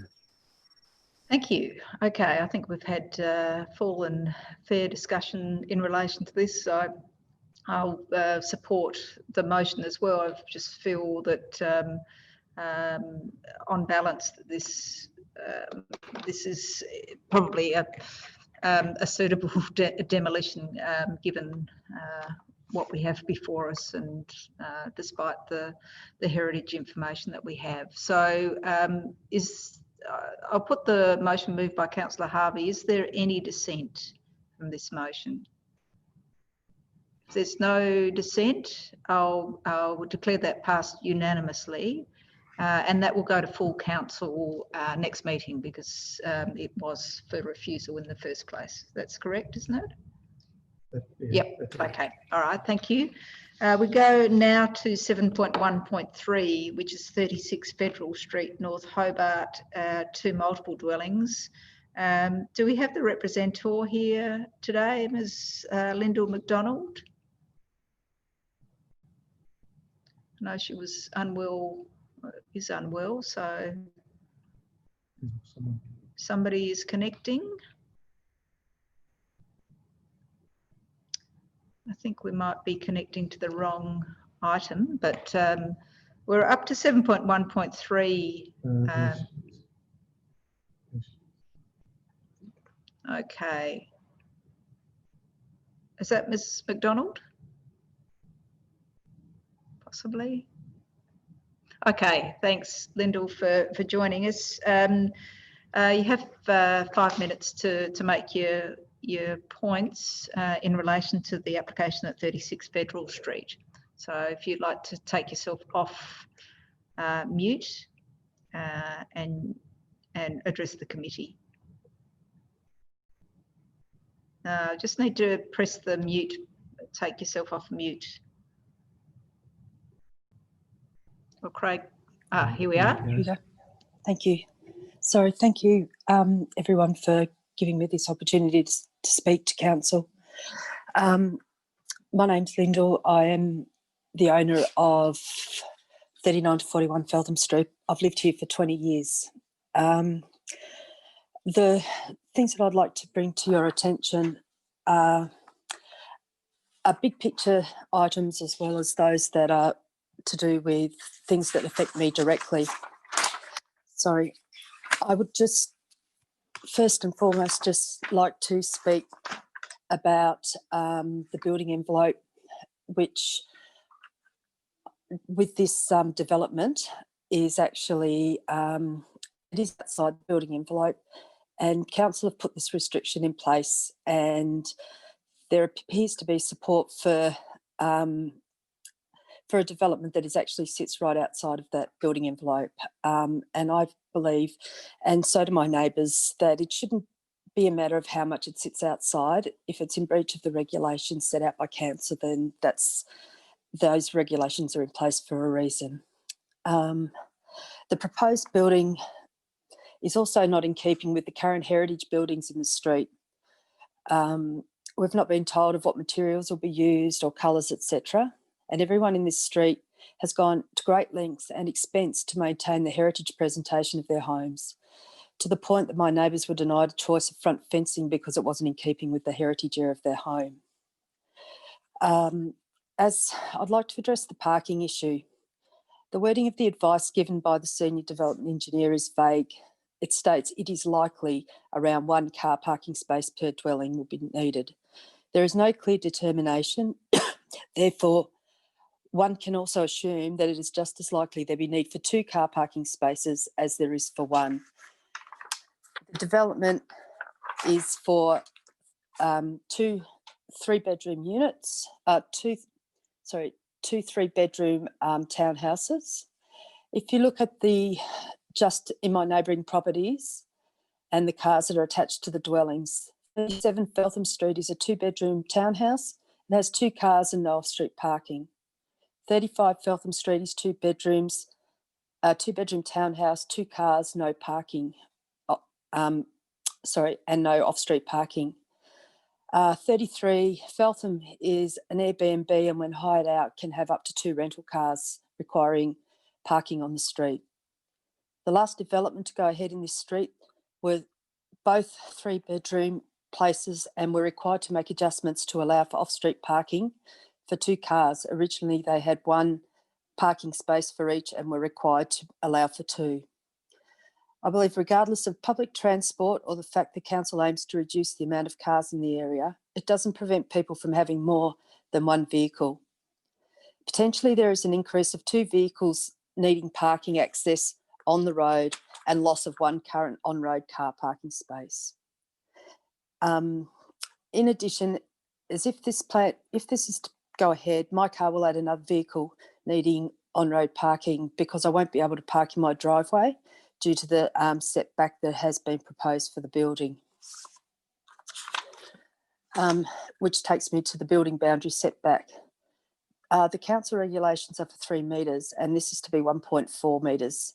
The development intends to bring the building out to my fence line, and this will prevent any view up the street and will take my view to bricks and mortar and will not allow me to safely, I won't be able to open doors at all on my car because of the tight nature. Currently I can park hard towards one side and open both vehicle doors. Otherwise I will have to go up the street to actually safely allow any passenger in my car to exit a car. And I understand and I've read now that consideration to the impact of my property, despite trying to address this through the owner and the previous development application, I tried to address my concerns through the architect. I note that the report, which I only received today, says that my concerns regarding damages to my property are not relevant to the planning considerations. This is the first I'm aware of this, and it was a good portion of my discussion that I wanted to have today. So I guess that really a hell of a lot of my concerns are around individual impacts to my property, but I'm also have concern for the fact that the building, we don't have very much information about what that building will look like. I'm concerned that it is going to come right out to the roadside and there'll be significant impact on the fact that I can't see up the street, I can't get out of my car, and it will add another car to the parking problem. And we have considerable parking problems. I don't believe that the reflection in that the report actually really reflects the amount of problems that we have parking. There are trucks for businesses and cars, and people just park wherever they want outside of council monitored times, and that includes over my driveway and on the wrong side of the street. Okay, all right. All right, thank you. And if that's all you you want to say at this point? We've got time for questions. So Alderman Briscoe, we'll start with you. Yes, through you, Chair, to Mr McDonald. I noticed that from our diagrams, figure 27 on page 268 of the report, demonstrates that the current building actually is, I believe, this increases the setback from the street. Am I right? Or am I reading the plan wrong? Perhaps to No, you. it adds it. Oh, sorry. Go on. Because it will actually bring the building forward towards the footpath, right to the footpath edge. Right. Okay. Thanks for that. Which is in line with my fence, not my building. Right. So your difficulties, your suggested difficulties getting out of the car is because you can't park in front of your property, or? I'm not allowed to have a council permit because I have a driveway. So that excludes me from having a parking permit to park on the road. I'm often blocked into my driveway as it is because of parking problems. But with reference to your question on the setback, if that building comes forward, I cannot get out of my car because of the tight squeeze. On your own property, yeah. Yes. Yeah, I could. Thanks for that. Thanks for that clarification. Appreciate it. Thank you. So just to be clear, so your car, is it a carport or garage, is actually on the boundary of the Correct. application, right? It is. And in relation to what sort of concerns do you have in relation to building works and any sort of impact? The impact is there's 3 metres between my foundations, and where there's 1.5 metres deep of reinforced concrete to come out. The boundary wall is actually part of my garage, so it will remove one wall of my garage, destabilising my garage. And the actual factory runs the entire length of my property. Initially, when I purchased the property, both properties were owned by the one people. They had the house that I live in, they had the factory next door. And so everything, right, my pavers, but up to that wall, with the removal of that wall, everything will be dislodged. I've had advice from the heritage restoration builders that the potential damage is quite big because of the movement, with heavy machinery pulling out extensive amounts of concrete, not to mention the fact that I will destabilise my garage and I'll lose all my security. My place will be exposed to anybody who walks past for the period of time that it takes to build. And it's just the potential damages are quite big. My house was heritage listed 5 years ago. Okay, well, we'll get some clarification in relation to that in a moment. If there are, Councillor Dutty, you have questions of Ms McDonald? I just have a question with regards to the damage that you have just spoken about. Yes. Do you have that in writing, or is it just a verbal discussion? I can get it in writing. I don't have it in writing for you now, no. Thank you. Okay. If there are no further questions, thanks, Ms McDonald. We'll hear now from the applicant and applicant's planner, so Sarah Lindsay and Ms Duckett. I'll hand it over to you, and if you can address some of the concerns raised, please. Thank you, Chair. I'll run through as best I can the points that have been raised by Ms McDonald regarding the development. To start with, I'll just discuss the building envelope. Yes, it's been identified in the planning report and in our submission that we do rely on the performance criteria to deal with our building envelope, and so our proposal is subject to the performance criteria with regard to any loss of amenity that might affect the adjoining properties.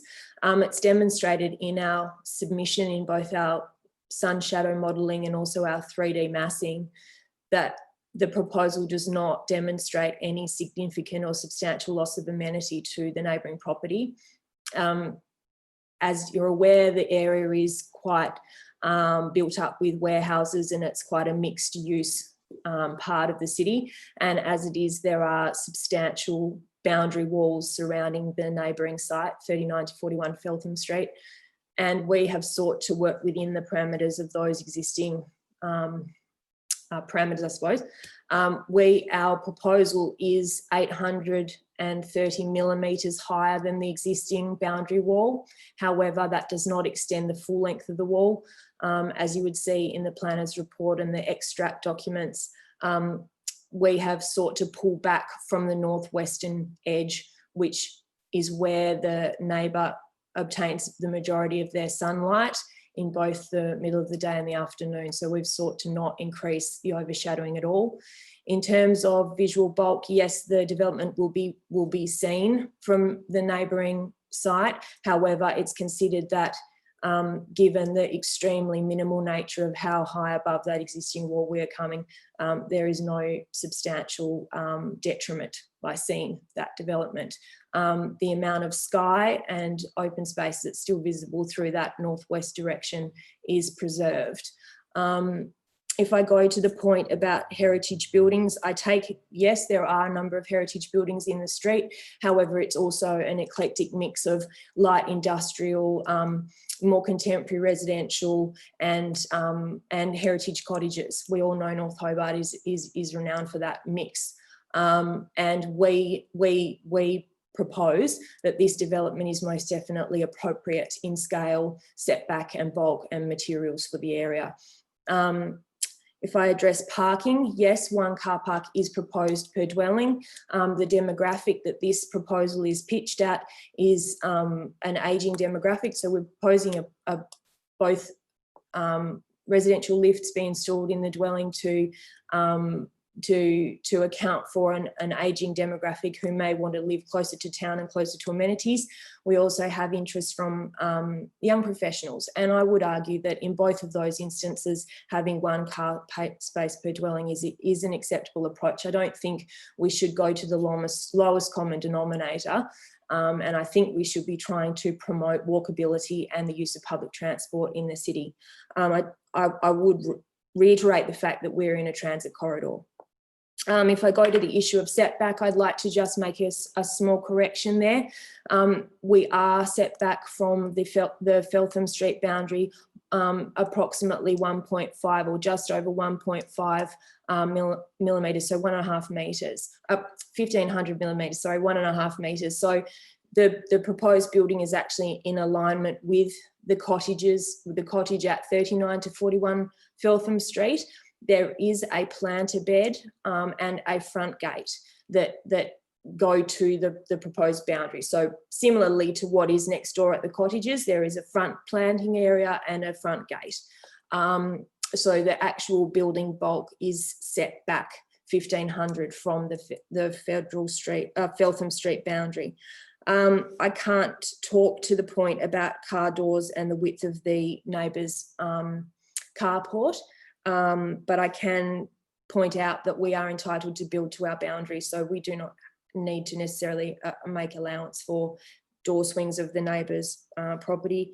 I'd also just like to make a comment that the boundary wall, based on the survey information that we've received from the land surveyor, the wall that is in question that is between this address and 39 to 41 is not considered to be on the boundary. It is considered to be within the 36. So I would just like to make that point. I'd also just like to point out that the Building Act has provision within it for demolition works to be done in a way that makes safe any neighbouring properties. We do have a Form 6 which requires that from our building surveyor, and also that any sites must be made safe and secure with site fencing under the Building Act. So, yep. Okay, all right. Is there anything that you've left out that you wanted to address? Because we're running out of time. Just to make the point, Chair, if I can, that we feel that given the process we've been through with council, which is now pushing 3 years, we feel like this is an appropriate development and scale of development for the street, and I think a welcome addition to Hobart. Thank you. Thank you. Irene, did you want to add anything, or everything's covered? No, Madam Chair, I think Sarah covered everything. I'm just available for questions. Okay, thank you. All right, so I'll throw it open to questions. Are there any questions of either Ms Duckett or Ms Lindsay? Alderman Briscoe. Thank you, Chair. Probably to Ms Lindsay. Am I clear what you've said about the wall that makes up the neighbour's carport is on your property? Yes, the best information we have at the moment is the land survey, and that does identify that the wall is within the 36 Federal Street site. So we're not considering it to be a boundary wall per se. It is understood, however, that there are built elements on the 39 to 41 Feltham Street site that do encroach on that wall, so they do rely on that wall for structural support. So as a follow-up question, so are you anticipating to help the neighbour provide that support in some way? At the moment, I think that the nature of the question is whether obviously that wall will be demolished or not, and I can't answer that at this stage. It's subject to structural engineering advice. At the moment, we are working on the proviso that we may possibly be able to retain that wall. If we cannot retain that wall in its existing condition, then we'll need to have further conversations about what is its replacement. Okay, so yeah, okay, so you're not offering to, if in fact has to be removed, you're not offering the neighbour any comfort in terms of a replacement structure for the, yeah. That would be outside of my remit. I would have to discuss that with the property owners. Yeah, no worries. It's just a neighbourly, I imagine it would be a neighbourly thing to do. Thank you. Yeah, yeah. All right, any further questions? Just a question in relation, you did touch on it. So the increase in height from the current building, which is obviously straight up, not a part of the building envelope because of its warehouse nature. So the increase by 0.8 of a metre is whereabouts in particular?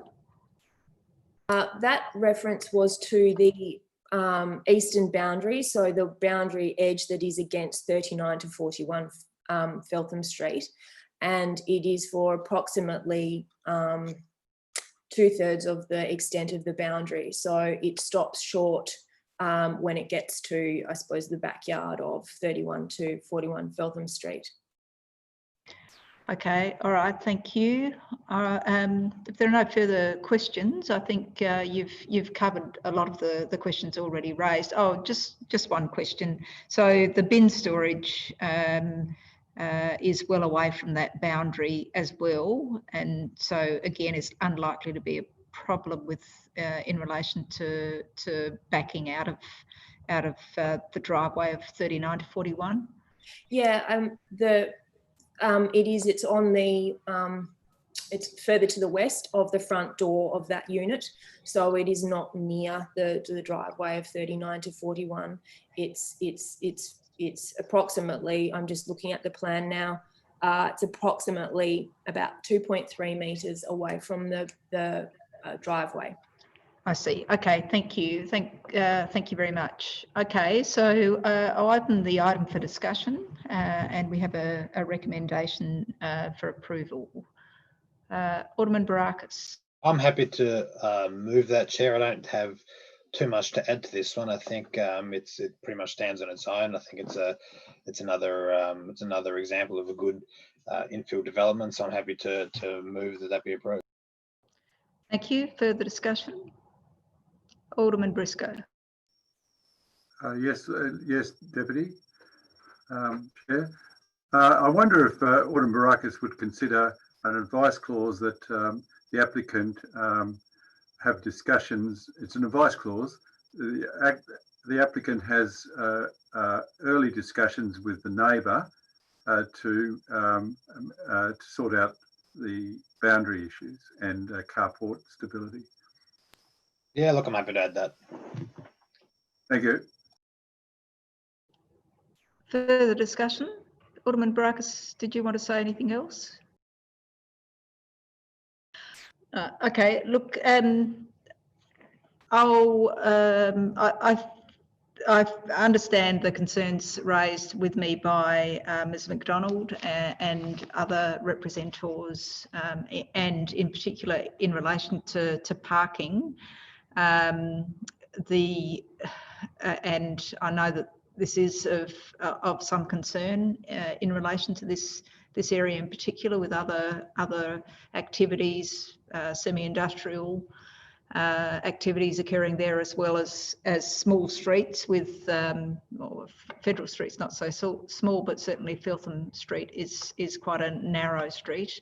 But I do understand those concerns, but we have that provision for discretion in relation to this. I feel that whilst the setback could be better, it's a very difficult block to do anything but to build as it is, and feel that the requirements of the scheme are met, subject to the conditions, and I feel that the conditions that have been put on this application have been, as part of this recommendation, are substantial. And of course, we've heard in relation to the building and the impact that is covered under the building code, is it not, Director? Yes, that's correct. The Building Code of Tasmania, the Building Act covers this issue of protecting neighbours' buildings and adjacent structures. So we understand the concerns that Ms McDonald has, but that matter is controlled and governed under the Building Act at that building approval stage. Okay, Alderman Briscoe, did you have anything else you wanted to add? Just briefly, Chair. Yes, look, in building in these very restricted sites, there are going to be some issues. The parking issue is a big one. We know that there's a parking issue in North Hobart, although there's dissent about that. I would hope that Ms McDonald could talk to our Director of Parking to see whether a resident parking scheme is available for her. In this case, I think there is good argument for it. But look, I support the 2 units, and it is in a good spot for more housing. I think this is the second development we've considered tonight about increasing residential residential units in North Hobart. So it's a good thing. Okay, thank you, Alderman Briscoe. So I'll put the motion and just ask if there is any dissent. If there's no dissent, I'll declare that carried unanimously, and I think that that decision has been, that is the final decision, doesn't go to council. So thank you. Now it is 7 o'clock, and I'll ask that we have a 5-minute break just to refresh, toilet stop. So do we need a motion to do that, Mr. Banks? No, I don't do Chair. Have a 5-minute break. Okay, all right. So we'll just adjourn the meeting, and we'll be back at 7:07 to go on to the next item. Thank you.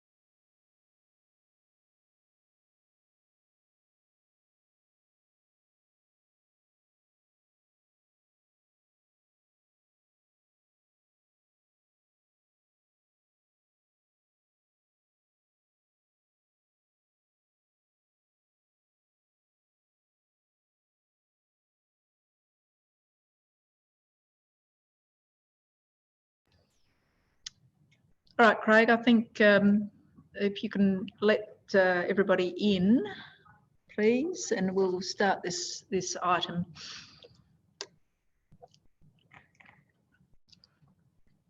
All right, have we got all of the committee back?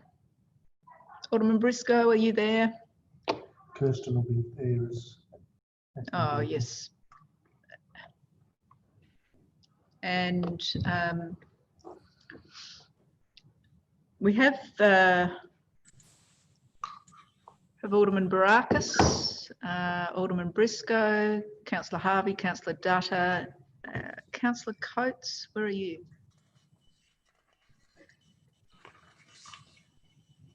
Councillor Coates isn't back in the scene, and we have, instead of the director, we have Ms. Turner here to answer any questions that we might have, but we'll go first to the representations.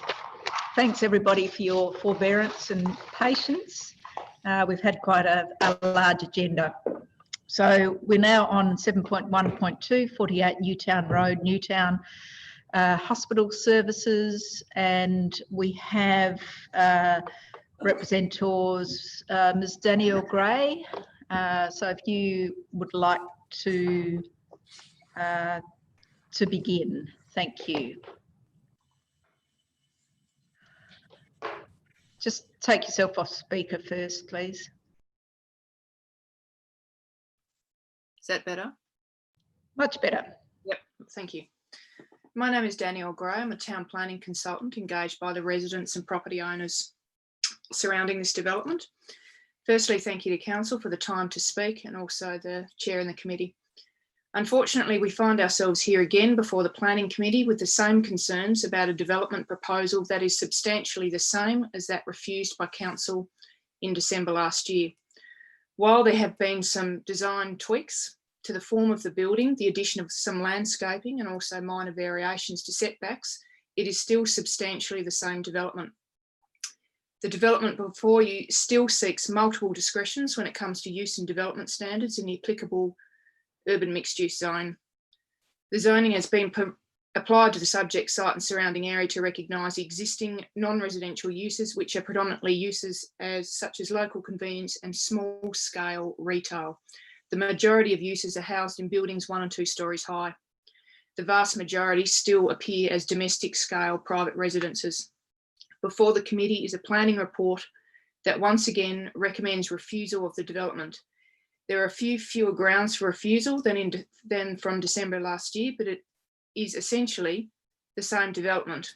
It is the same height, same hours of operation, same degree of traffic generation, same or very similar setbacks to directly adjacent residences, the same uses proposed, the same number of tenancies, 18 in total, and importantly, a larger floor area than was previously refused by Council, some 300 square metres larger in floor area.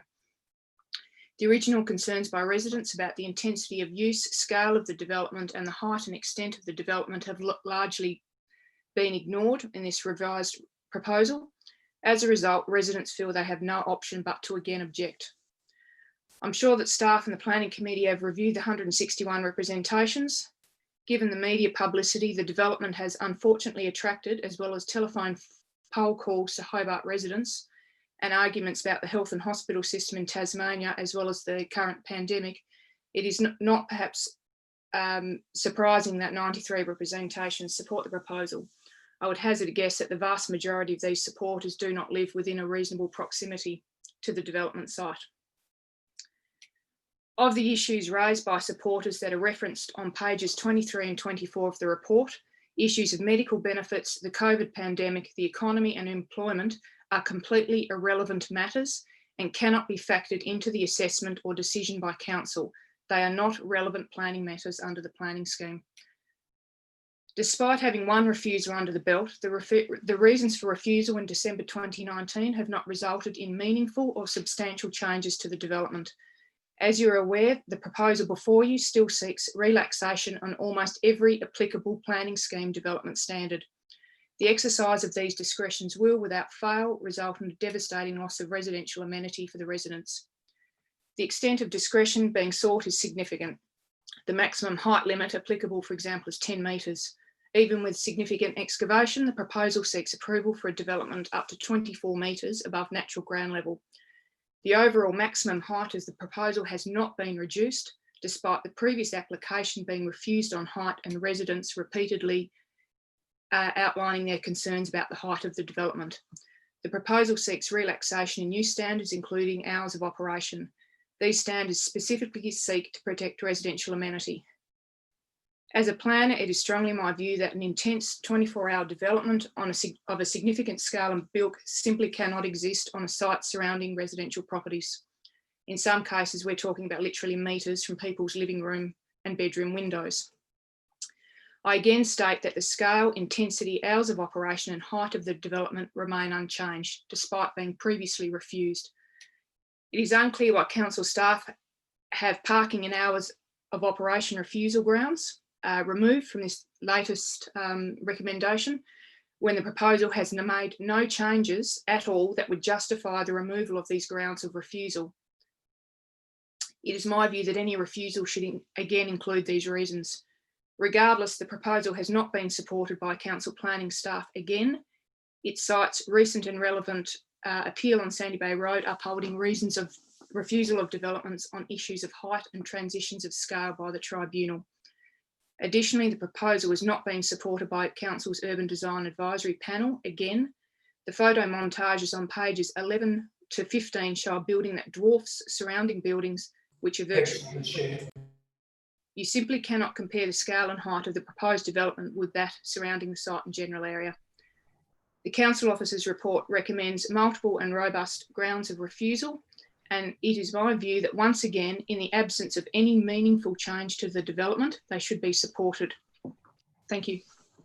Thank you. I think that's well on, just on 5 minutes. So thank you very much. Does the committee want to ask questions of the representatives as we go? Or do you want, yeah, Councillor Data? Thank you, Chair, through you. It is my understanding that the previous application, which was before us, was refused on 6 grounds. And this time round, it is my understanding that it's refused on 2 grounds. So there has been a substantial change and improvement, don't you think so? I don't agree with that at all. Thank you. Alderman Barakis. Yeah, thank you. You did, Ms. Gray, you did mention a bit earlier on, I don't want to incorrectly quote you, but you did say, I think, that the applications are asking for the relaxation of nearly every single discretion. I'm just noting that that it's recommended for refusal only on 2. I'm just curious if you can elaborate on that. To be honest, Alderman Barakis, I'm not sure why there's only 2 grounds of refusal. The proposal has not changed in terms of the number of car parking, the parking generation, the makeup of parking, and yet before that was a reason of refusal. Likewise, the previous development was refused in terms of amenity, and that was related to the operation, the 24 hours operation of the proposal.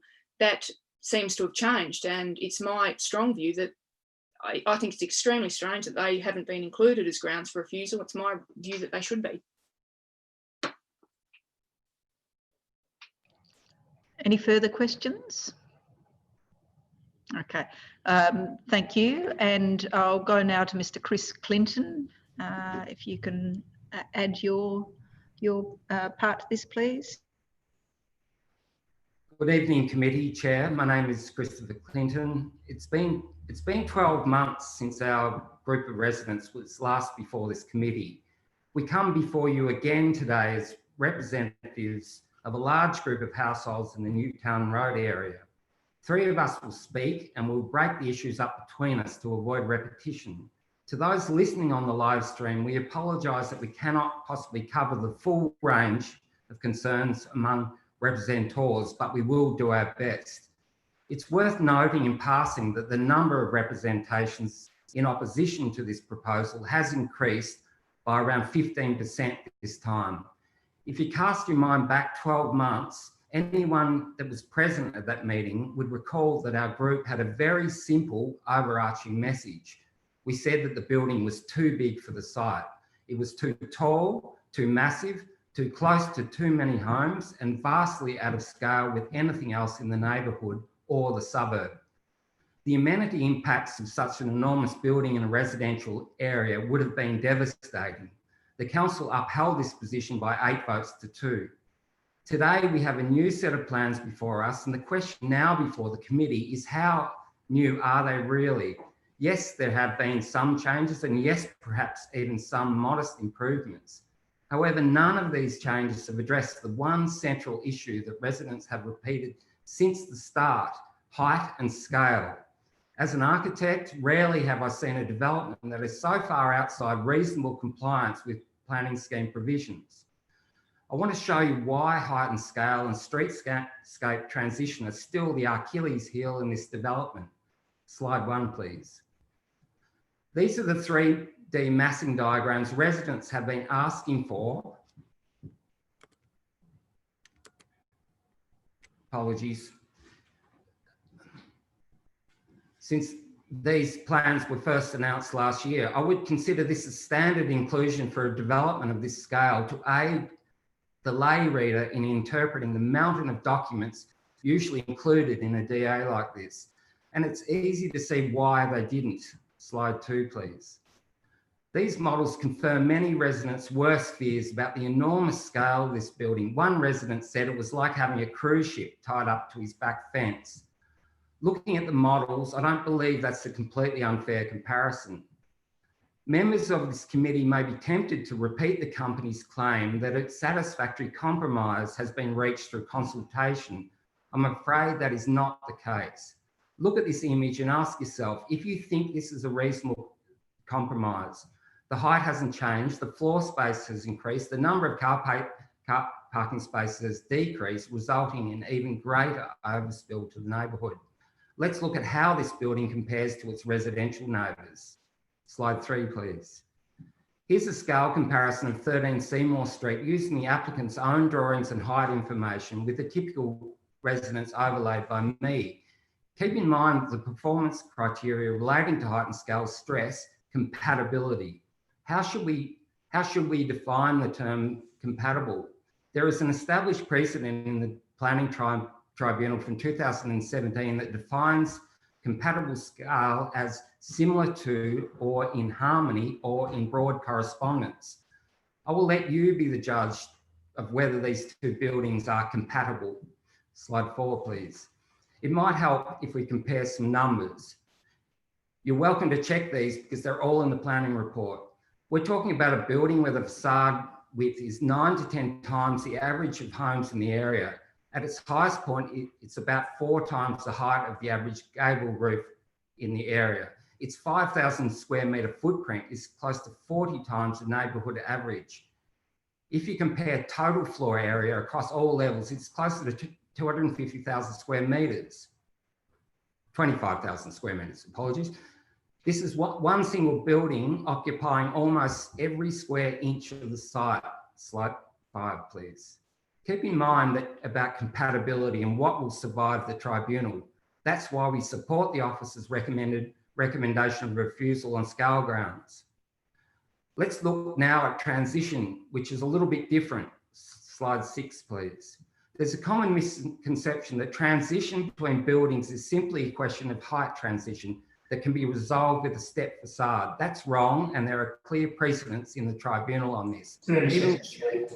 Even with a step design, the form of this building is fundamentally incompatible with any of its neighbours. No amount of superfluous archi-speak, such as reflecting the typology, modulation, in harmony, scale to, etc., can disguise what is a very large precast concrete and aluminium composite clad monolith.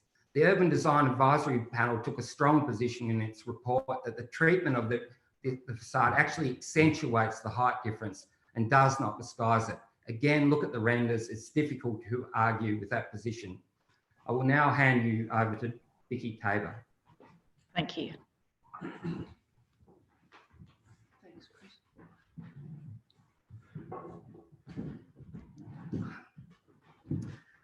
Good evening, committee members. My name is Vicky Tabor. We have slide 7, please.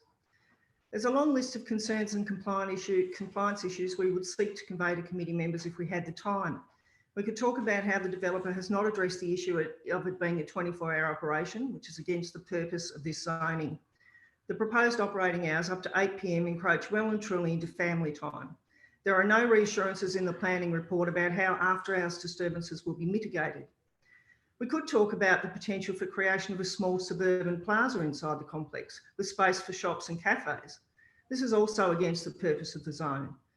Note the very open-ended language used in the planning report, which anticipates that there will be a medical theme in the tenancies, but then the key word, however. It says a number of tenancies could, however, be used for business and professional services or general retail and hire use. How many, it doesn't say, and the operating hours, we don't know. We only have reassurances. Many residents would be happy for a medical facility on that site, but this DA leaves the possibility wide open for a small suburban shopping plaza in the middle of a residential zone. We could talk about the continued overshadowing of properties on Clare Street and Seymour Street, which these latest changes only marginally influence. We could talk about the absence of any detail on the building's external lighting plan, lighting that's required by law for passive surveillance of entries, pedestrian areas and driveways, and lighting that will spill across the neighbourhood. All we have to go on are promises to comply with Australian standards, but how that's done is not explained. Slide 8, please. We could talk about the landscaping buffer, which is almost non-existent as a visual screen. Slide 9, please. The proposed use of deciduous trees as a visual screen makes little sense. Trees with any value as a screen would stand little chance of survival in such a narrow planting zone. And last on my unfortunately shortened list is traffic and parking, an issue which many residents regard as a major point of failure of this development. We acknowledge that parking and traffic matters rarely make or break a development. However, we'd be doing a disservice to the residents in the wider area if we didn't cover it. Slide 10, please. Residents have remarked to us that council traffic engineers appear to have a rubber stamp approach to assessing major developments. Unfortunately, it appears that many of the assertions made by Fromnex have been taken as matters of fact, with little rigour applied to the detail. I would like to briefly walk you through why residents might feel this way, starting with parking. Slide 11, please. This development proposes only 236 spaces, which is a shortfall of about a third. The proponents' assertions that there's a relatively large supply of on-street parking in the surrounding area is incorrect. These streets are heavily used by CBD commuters. Slide 12, please. Claims made by Fromnex to justify this parking shortfall again rely on survey data from Greater Sydney in 1992. This report might be considered the best available evidence, but it is not informative in a Tasmanian context where rates of car ownership and use are much different. Slide 13, please. So where will this parking shortfall be made up? In the surrounding streets.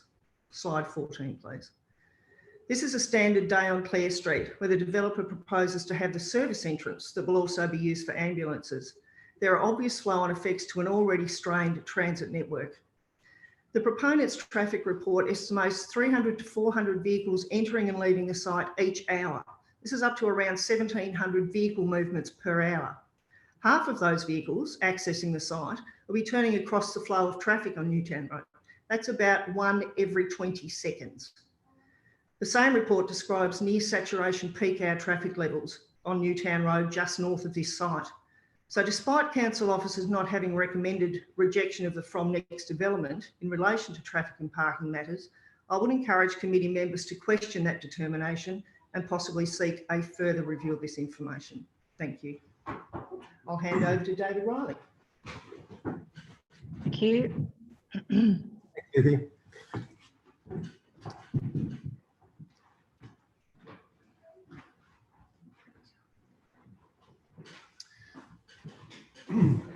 Good evening, committee. Chair, my name is David Riley. Look, I'll be wrapping things up today, hopefully with something a little bit propositional.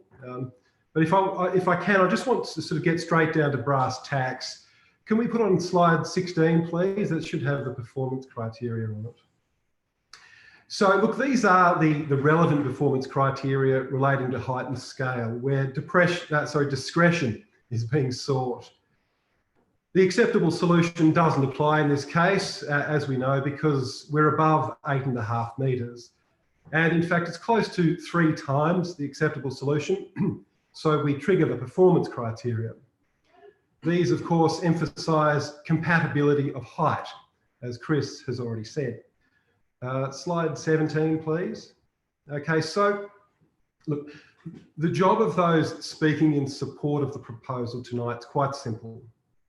It's to demonstrate compatibility, and they're going to need to be clear about this. It's not about whether particular components are compatible with a particular building down the street.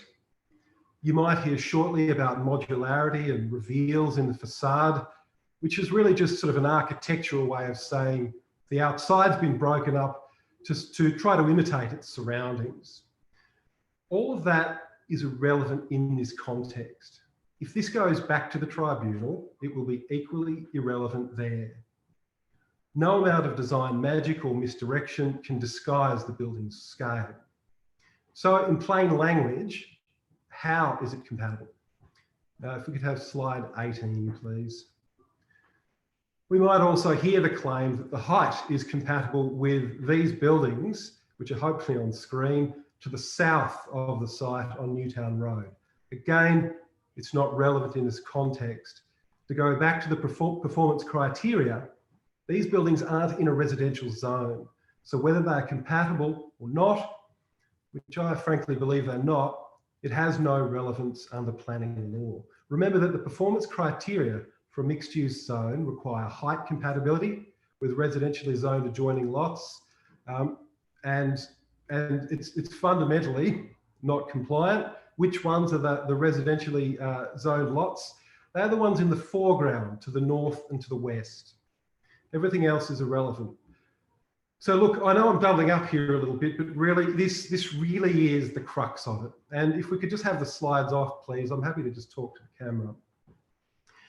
Because I want to talk about a potential way forward for this proposal. And those listening in might recall that nearly 12 months ago, the Lord Mayor in this forum asked Mr. Shadle from the proponent side a pertinent question about why this site cannot be excavated any further. And Mr. Shadle told the committee that the cost of removing heavily contaminated soil would be, from memory, $2 million, and that this would sink the project. Since then, the Fromnex consortium has managed to find another $5 million from its private equity backers. Now, the contamination issues at the site have been known for quite some time. And instead of meeting their responsibilities to rehabilitate this site, they're seeking to externalise that cost to residents. And I can assure you the 13 adjoining homeowners have no intention of paying for this company's lack of diligence with the livability of their homes. If this project has hope for social licence in the local community, then the solution's quite simple. Come back with a third set of plans. Pay for the site to be excavated to a depth that brings it at least within reasonable range of scheme compliance. If that's not possible, it was the wrong site to begin with. I'm getting towards the end here, and look, I'm not going to speak for other residents, but if the company were prepared to take this step, then I would personally live with what's proposed. Sadly, I can't live with what's proposed, and nor could the 4 or 5 other households who've now sold up and left the neighbourhood in the last 12 months, due to, frankly, their despair and their loss of faith in this process.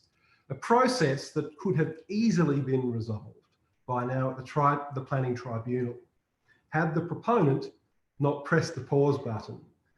Keep in mind that the plans you're being asked to vote on tonight could have been submitted as a Section 22 alteration via the tribunal. Now, the applicant, for reasons that the committee may wish to interrogate, 30 seconds, Chair. want that option. So they've decided to roll the dice here for a second time, perhaps betting on a change in the political winds, perhaps hoping that the project lands the residents back in the tribunal this time without the backing of the council. Whatever the reasons and whatever the outcome, this application will stand and fall on heightened scale. And I would just say, if you want to give it a truly fighting chance, then it has to go back to the drawing board. I just want to finish quickly by saying I'm looking forward to hearing from the long list of medical practitioners. Just a humble plea from me, please read the room, read the room. There's 50 or so people watching online. They're not here for a paternalistic lecture on healthcare and jobs. We all understand the challenges facing the health system and the building sector under COVID-19. And frankly, enough time's been spent before this meeting on political lobbying, media releases, public relations, consultants, and push polls. If the company had spent that money on listening and actually addressing the concerns of its neighbours, we wouldn't be here tonight. It's bad process, it's a waste of ratepayer resources. On behalf of the residents, I urge the councillors to ignore this distraction and vote according to planning merit. Thank you. I'm happy to take questions. Thanks, Mr. Riley. We have a question from Councillor Sherlock. Yeah, thank you very much. Actually, it's not a question. I just wanted to thank Ms. Gray and Mr. Riley and his team who just spoke, and the focus that you did have at the end about not having it viewed on paternalistic views and political lobbying. So thank you very much for that. And I do appreciate the time that you took to come and tell us about the various different aspects with regards to height and scale. Okay, now I'll ask if there are any questions. So, Lord Mayor.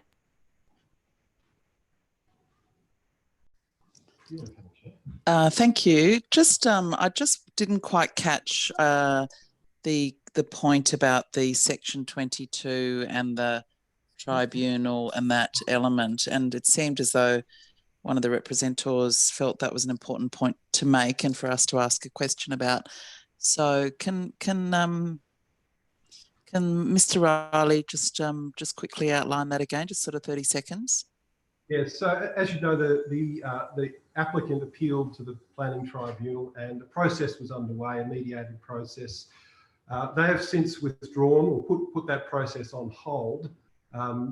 And there were a set of amended plans that were being discussed as part of that process. Now, I'm not an expert in the planning tribunal process, but my understanding is that the changes that we're looking at tonight could have easily been put forward as an amendment before the planning tribunal. And in fact, that was our understanding of where the process was headed. For whatever reason, we now find ourselves back here. Okay, thank you. I think so if that was an amendment, then the tribunal would have made their decision and this wouldn't have come back to us. Is that what, and you feel that process was a bit odd or out of?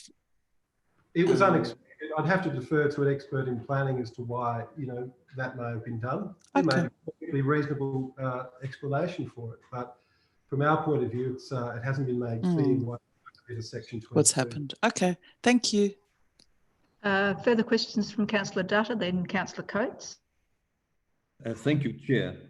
Once again, I want to thank you for the presentation, Mr. Riley and the team, and the points you have made. My question to you, Mr. Riley, is this.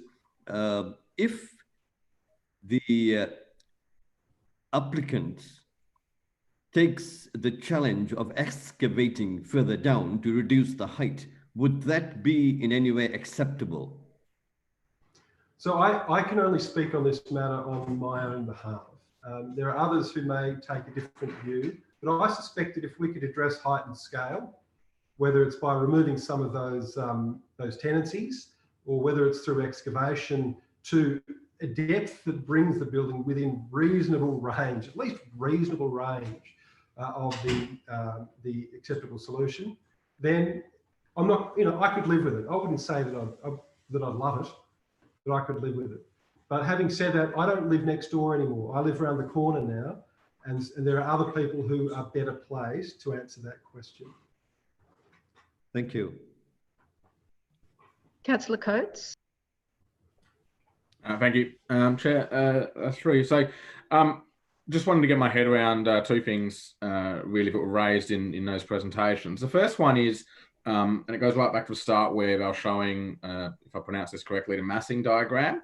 And I believe the comment was made that you had asked for designs and layout, but nothing had been forthcoming and you had to wait. So I just wanted to drill down on that. Has the applicant, I guess, been open to providing you as local residents and neighbours information about what they're providing? And were you, so did you actually formally request drawings from the applicant, and were you denied at any stage, or did you just have to wait until the council had produced a report? So we raised this matter for the first time at the original planning committee meeting, and we thought that it was, well, Chris, who sort of is more across this than I am, thought that it was surprising that a development of this scale wouldn't have massing diagrams. And that was part of the reason we had to go out and compare it to other buildings around the city like Mac 1 and so forth, because we had no visual reference for it. Now, I'll let you form your own judgments about why those diagrams weren't included. There have since been some 3D artists' impressions, I suppose you'd call them, produced as part of the planning process. And there are some additional 3D diagrams in the planning report. But this, what we haven't had is just a big picture view of the building, which accurately depicts how it looks in its environs. And it fell to the council and to the ratepayer to cover that work. But we are, I have to say, grateful for it because it actually confirms a lot of what we've been saying from the very beginning. These are not frivolous or trivial or exaggerated claims about height and scale. Cool. And just a follow-up, if I could. Just trying to get my head around. So last time around, I understand that the council's recommendations were on multiple avenues, and obviously that's come down a lot with the changes that have been made.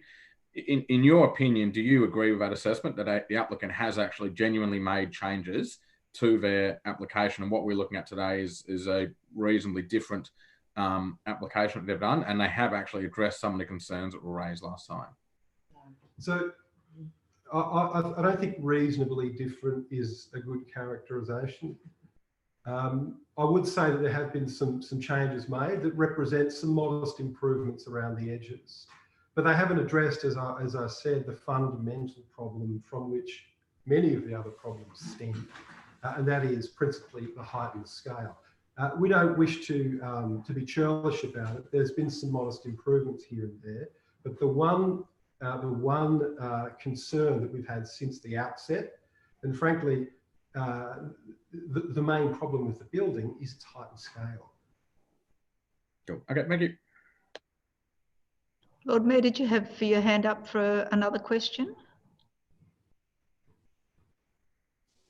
No, sorry, I'll bring it down. Okay, thank you. Look, I just want to just ask you, Mr. Riley.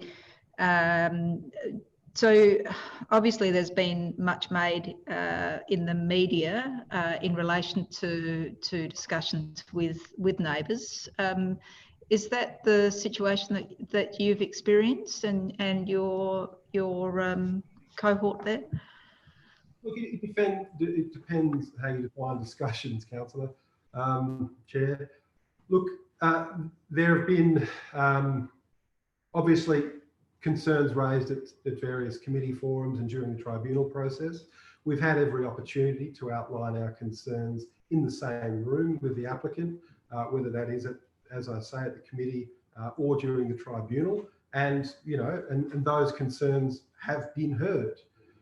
There's been leaflets circulated around the neighbourhood offering discussions, but unfortunately these have a tendency to arrive after the application's been lodged. And really, we argue that at that point, there's not a lot of room for genuine discussion and consultation. It's much more of a take it or leave it situation. So, you know, it's the applicant has had a number of opportunities to hear our concerns. You know, that's fair to say. But in terms of a formal mediated process, what I would sort of understand to be an engagement process, perhaps involving a facilitator, certainly no offer of that. No. Thank you. Okay. Alderman Briscoe. Thank you, Chair. Mr. Riley, your solution is that they go down to dig into the contaminated soil. Doesn't that still, the parking issues that have been raised and also the 24-hour nature, that doesn't address that, does it? No. Well, it doesn't address the 24-hour nature of the building. I'm not saying that this is the panacea, Alderman. I'm saying that it's something that I could live with. In terms of the parking question, well, excavation is the solution to parking because the parking is in the basement. And that's my personal opinion. I'm not speaking on behalf of anybody. Thank you for that. Okay, thanks, Mr. Riley and others. We'll now go to Ms. Linda Pern. Linda, you have, if you could raise any issues you might have which have not already been raised, that would help us. So you have 5 minutes. Thank you. Thank you for your time, Madam Chair, and councillors, aldermen, and everybody present.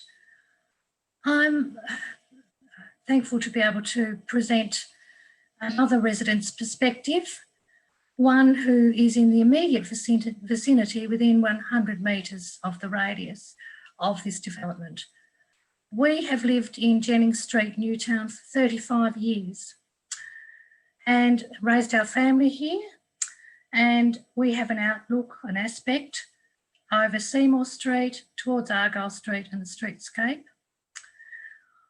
And we have enjoyed we moved to this area because of the amenity and because of the services that are located here.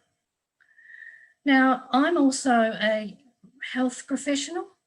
I'm a registered psychologist and I've been a teacher and educator. And I am now quite concerned about this development from the point of view of the traffic flow, the parking, and the other aspects that haven't been mentioned to do with soil contamination and airborne contaminants that affect us directly. I also, I'm concerned about my elderly neighbours. I have 7 neighbours on my back fence along my boundaries in Jennings Street opposite, who live bordering on Seymour Street, who have not had a say about this development. We have not been consulted. They have experienced concerns that they have expressed to me as a neighbour about having to park in our street due to the overflow that we already experience for an 85-year-old neighbour who pays for a parking slot in Clare Street, and as soon as she moves her car, she can no longer park there. That is as now. The parking performance criteria and traffic flow did not address any of our residents' concerns. It looked at your development, Paul and Josh. Really, there are so many issues with this site. If we could have a hospital and a facility that met our needs and maintained our amenity and was inclusive for all. We have people in this street, Clare Street, we have Relationships Australia, we have mental health services, we have people who live in a disability house, we have elderly in Clare Street, and then we have young families who walk along Clare Street. And now we are accepting, if we could put this proposal ahead, we're accepting 60 more vehicles for commercial access along Clare Street, which is not an arterial commercial road. We're accepting contaminants in a sick building, potentially by the geothermal report or technical report. I read the 1,000 pages, so I'm really concerned. We need to stick to our health standards as health practitioners and codes and regulations. And here we are trying to support a project that breaches the standards that have been set out by the professionals and the planners who are there to protect the public. And as medical professionals and health professionals, we need to protect the well-being of our community. And I really do feel passionate about this. We want this hospital, perhaps if it was to standards, build it to standard, we would have no problem. We have our services here. We enjoy the services. That's why we moved here. But we do not enjoy the size and scope of this and the lack of parking. People having to ride and park on a motorbike to get here, 103 short.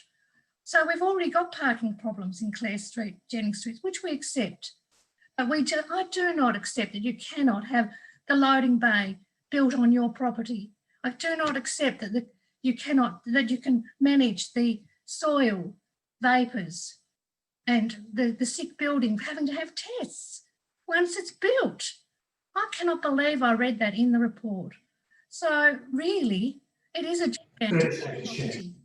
And my time is up, and I really thank you for listening. And I do hope we resolve this and that we can have a solution that's suitable for this site and for your business needs and professional needs and our community needs. It is not the right place. Thank you. Thanks, Ms. Pan. As is, that is. Thank you. Okay, so I'll open it to questions. Alderman Briscoe, you have your hand up, then Councillor Harvey. Sorry, I was a bit slow in taking it down before. Sorry. Councillor Harvey.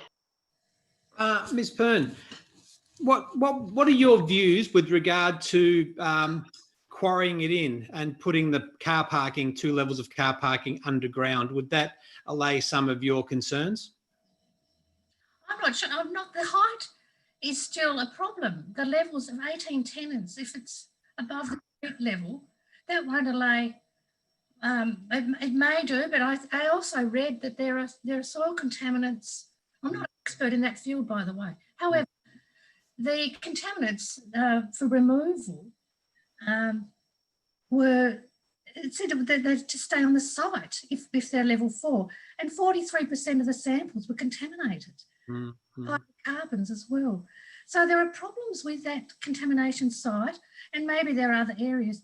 But I think it really is, it gets down to really how is it going to be enforced if we let this go ahead with some of those, when they do violate days where there are dust-borne, wind-borne problems when they are excavating even.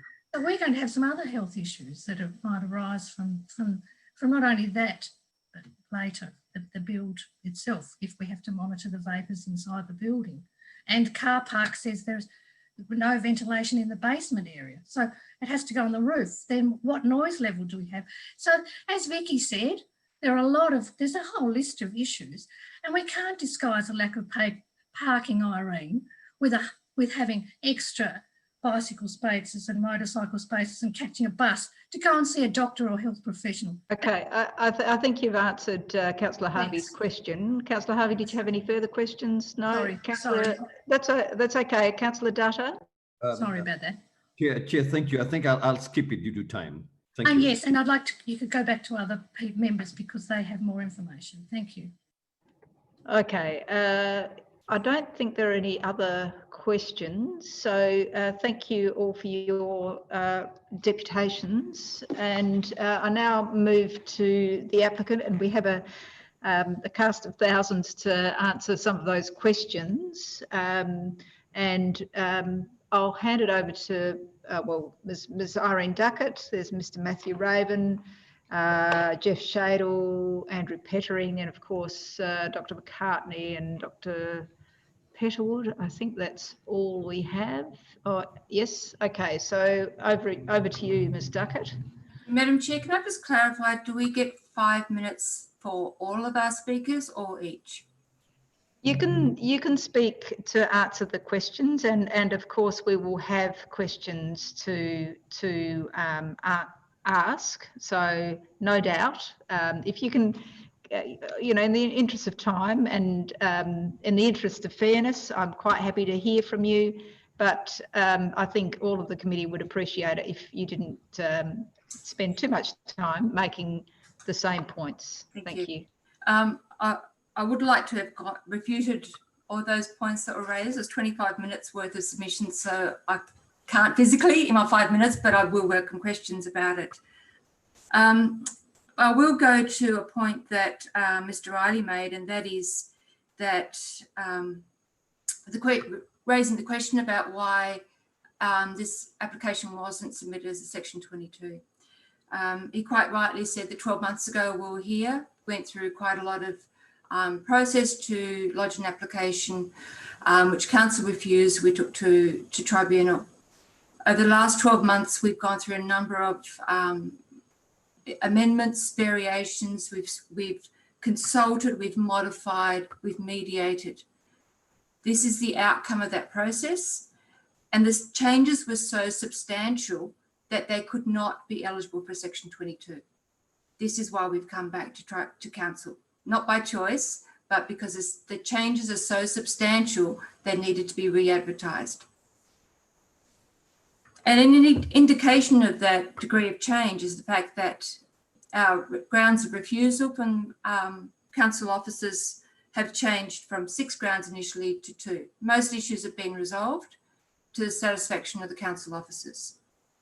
And I respect their views on that, and it was not done lightly. It was done because they were satisfied in their professional capacity about those issues. The 2 remaining grounds that we have relate to height in relation to transition and consistency with adjacent buildings. And both of those points, I'd say, are fairly subjective views as to what is consistent and what is transitional. We'd like to draw your attention firstly to the computer modelling and the images that have been presented in the planning report that were generated by Council's model. And normally Council's model is a very useful tool. We've used it in city centres context quite regularly to give us a good indication of how things will look in their context. In this case, however, it's grossly misleading, and it's grossly misleading for a number of reasons. Firstly, as has been explained, the surrounding buildings weren't modelled and had to be scanned by a drone. The resultant buildings that you have are poor quality, hazy representations of buildings, and set among that a very white, stark building that is not true to colour, not true to finishes or texture, that has been imposed among this hazy background. You'll notice that a lot of the background in the images that have been provided has been flattened. So you don't get a representation of scale because the surrounding buildings are shown 2-dimensionally, not 3-dimensionally.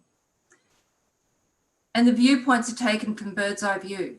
Now, no planner would ever accept a bird's eye view of a building because that's not how we experience buildings. We experience them from street level as we're walking up and down the street. And indeed, all of our height standards, building form standards relate to the experience of a building from street level, not from bird's eye level. So to that extent, I'd say, please don't rely on those images in making your decision. They're terribly misleading. We would like you now to take you through our slideshow. So if the slideshow could be uploaded, please. And if you could go next slide. Next slide.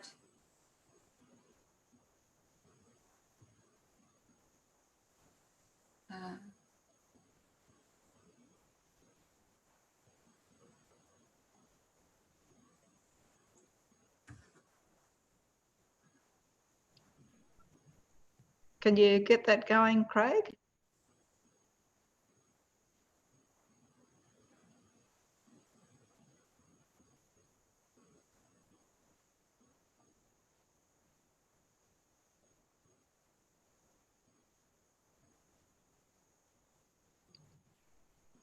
Are these the plans, Irene, that we're so what we're going to show you is some photo montages that will demonstrate the difference between what the first proposal was and the current proposal, shown to a high degree of accuracy and shown at street level within the. And I think those might have been sent to us, were they not?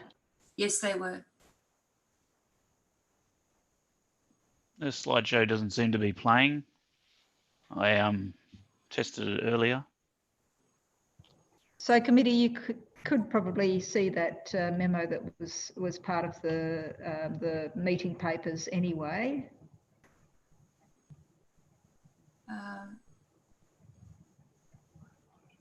If you tried clicking on it. That could be the manual slide rather than a. It has automatic timing, but it doesn't Yeah. seem to be working. Yeah, so it's one of the items which is listed as 7.1.248 to 50 Newtown Road. So if click on one of those, the one listed at 1308. Would you like to keep going, Irene? Sorry that this is not working. Yeah, so if you do have the images in front of you, and Which we do, yep. Yeah, so as you flip through them, you'll see that there's quite a substantial bit change in terms of both the relationship to the adjacent buildings and to the neighbouring buildings and streetscape. There's two particular issues that I'd like to point out, or design features I'd like to point out, is on the northern side, the building steps down to the residential building. So you have the entry to the car park, which stepped down to a single level. So you have the transition there. And to the rear of the building, facing the residential buildings, you have the transition to the residential properties as well. There is a high degree of compliance with the 10 metres. So the standard that refers to relationship to residential buildings talks about the height within 10 metres of the residential boundary. The encroachment within that 10 metre is very, very minor. So I just got distracted by the message. So there is a high degree of compliance in relation to that. I'll hand over to Matthew Raven now, because he's got a fly through that also demonstrates the relationship between the two. And I'm hoping, oh, here we go. So yeah, as we scan through, and you can just click through and it'll show you the differences between the proposed, there we go, that was the previous scheme, the current scheme. And you can see how that northern edge has been stepped right back. And here I'd also draw the consistency with that streetscape and scale along Newtown Road.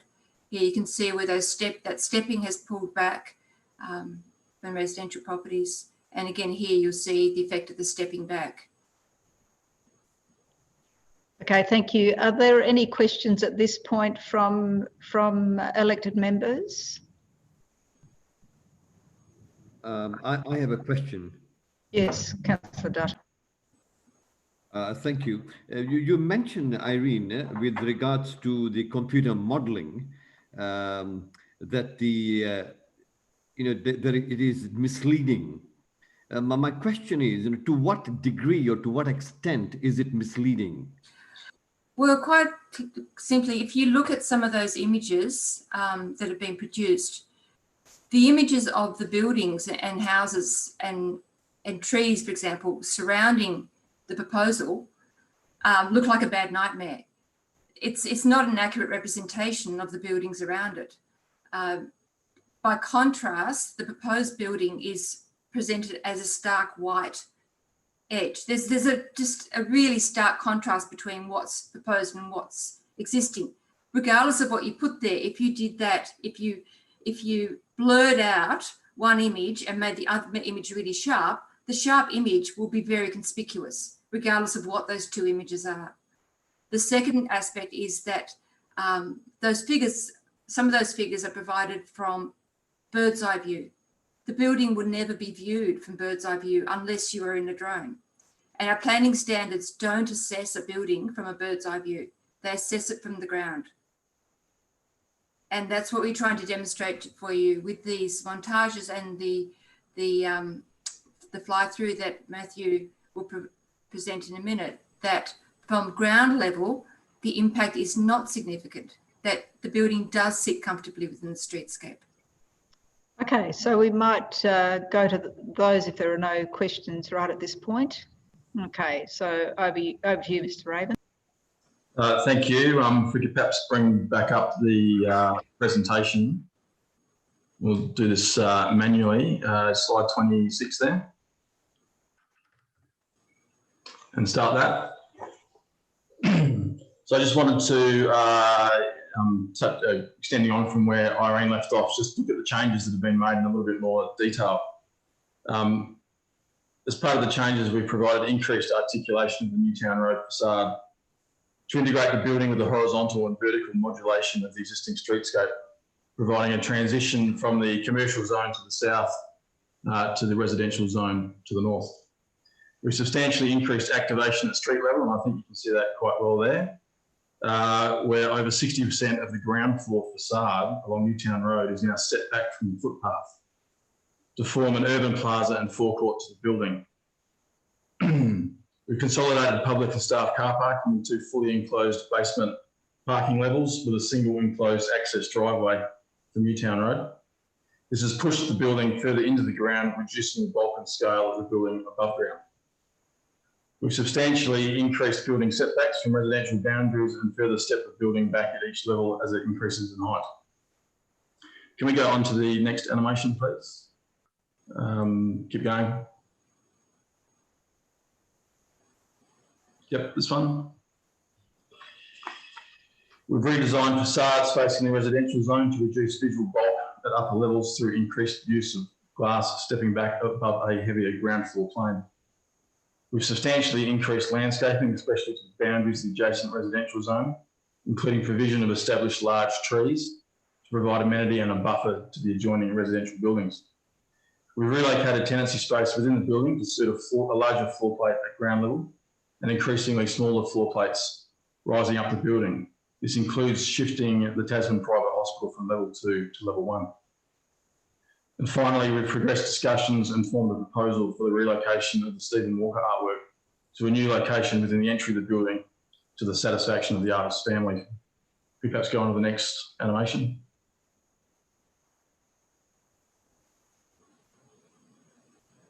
Many more minor changes have been made in addition to those specifically noted in order to address the concerns previously raised. The extent of changes implemented from the mediation discussions is substantial, and hence the new planning application has been admitted, and Irene has obviously touched on the reasons for that. These changes have been made in response to the concerns raised by elected members, council staff and local residents. These changes have reduced the visual bulk and scale of the proposed building, resulting in improved streetscape compatibility with respect to Newtown Road and improved transition between the urban mixed-use zone and the adjoining inner residential zones to the west and north. These changes have provided increased landscaping, resulting in increased amenity and a visual buffer between the proposed development and adjoining residential buildings. And these changes have resulted in improved amenity for the residential zone through reduction in overshadowing and visual impact, while maintaining visual privacy. And these changes have improved acoustic separation to neighbours by including solid walling to the basement car parking, a fully enclosed canopy to the driveway entrance, and shifting basement plant internally away from the facade. The photo montages, along with the other materials presented this evening, clearly demonstrate the substantial impact the changes have had on the proposed development. We strongly believe that the changes made address the concerns raised, and the proposal before you today is compliant with the provisions of the planning scheme. I'll hand over to Dr. Paul McCartney. Thank you. Dr. McCartney. Thank you. Thank you, Chair, and thank you for the opportunity to speak briefly. Chairman, 24 years ago, this council rejected an application for a day surgery at 10 Waterford Street. This was built after visiting the Planning Appeal Tribunal and has serviced 120,000 patients, providing world standard care. Now this needs expanding and rejuvenating for the future of healthcare for Hobart and Greater Hobart and Tasmania. This is the healthcare of private and public, that is, as it is integrated with the Royal Hobart Hospital. Some years ago, it was mooted that the Royal Hobart Hospital might move, and the Hobart City Council was among the organisations lobbying very strongly to keep it within the city, as they wanted to keep the jobs and the activity staying in Greater Hobart. If it had moved to the showgrounds, this facility would be being built out there. this facility needs to stay in connection to other healthcare facilities. Although it's not my area of expertise, I believe that we have, as an organisation, consulted widely. Every street, every house nearby has been letterboxed and has been contacted. So the suggestion that residents have had no input, I would refute. I believe, as our planners have suggested, that this application can be passed under the discretion available to this council under the planning scheme. And I would hope that we don't say that nothing has progressed in Hobart in a full generation. Thank you for your time. Thank you, Dr. McCartney. Have we got anybody else to talk on planning, the planning item as such? We've got Dr. Petterwood who would like to say a word. Is your comments relating to planning, Dr. Petterwood? I'm not a planner, Chair, but I am an orthopaedic surgeon. So I'd like briefly to speak about both need and location. I think it's very important that councillors and the general public understand that surgical provision in Hobart is at capacity. Unfortunately, the population has increased and the requirement for surgical procedures and medical care in general has increased. And really, we don't have the provision to provide for the public at the moment in Hobart. There is no other provider, and particularly within the current national and global environment, who stands to come in and provide a solution to that at the moment other than Nexus. And they've got excellent history in that regard with Hobart Day Surgery. The other I'd like to speak about is location. Southern Newtown and the northeast pocket of Lena Valley is already a medical precinct. It's vital that any increase or any new medical facility, particularly hospital within Greater Hobart, is located within close location of the other private hospitals, but more importantly, the Royal Hobart Hospital, and this location certainly does that. Thanks, Dr. Petterwood. Does anybody have any questions? Alderman Baraka. Thank you, Mons, for Dr. Petterwood. Just to bring it back to the I suppose the planning aspect of it, and either you or Dr. McCartney might be the best ones to answer that, I guess. I suppose there's been some commentary about why can't this be built further out, or why can't this be built in areas where there's more available land or what have you. I imagine there's some I don't know if you call them commercial reasons or some logistical reasons around the medical industry or sector that is above my pay grade. Is there any particular logistical reason why this is why the location of this is necessary as opposed to being somewhere further out? Look, I sort of tried to speak very briefly, and so I alluded to that in one sentence. There is a medical precinct. Hobart has made a decision to keep hospital services in the centre of Greater Hobart, and the need, doctors travel, staff travel, nursing staff travel, patients travel. Patients travel from from one facility to another, and those facilities cannot be widely separated or they simply won't work. Any further questions?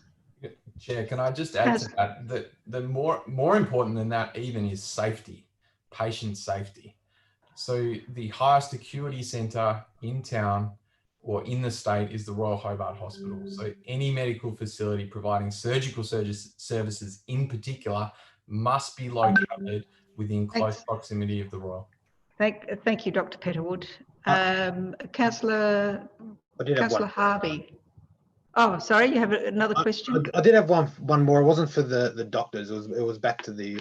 But I do know on page 87, there's the feedback provided by the Urban Advisory Panel, and they spend, I think, a large portion of their feedback referring to the exterior of the building in so far as the colours and material of the facade and the exterior, saying that the colours and material accentuate the size of it at all. If there's the possibility that it might, just in the interest of looking for solutions, that there'd be some change around that to try and help it blend in. Would you guys be open to considering that? It's quite a lot of work and effort has gone into the proposal over several years. We've looked at various options through that time in terms of materiality and colour and the way that that's represented within the building. I think at the risk of jeopardising some of that work, we'd be prepared to look at alternative options. I think we would definitely look at alternative options of what we can do. If that would be the difference in getting us to where we would like to be. But there has been a lot of work going into where we are, and we believe the colour and materiality of the building is appropriate. Councillor Harvey. Thanks, Chair. My question's directed to the medical professionals as well.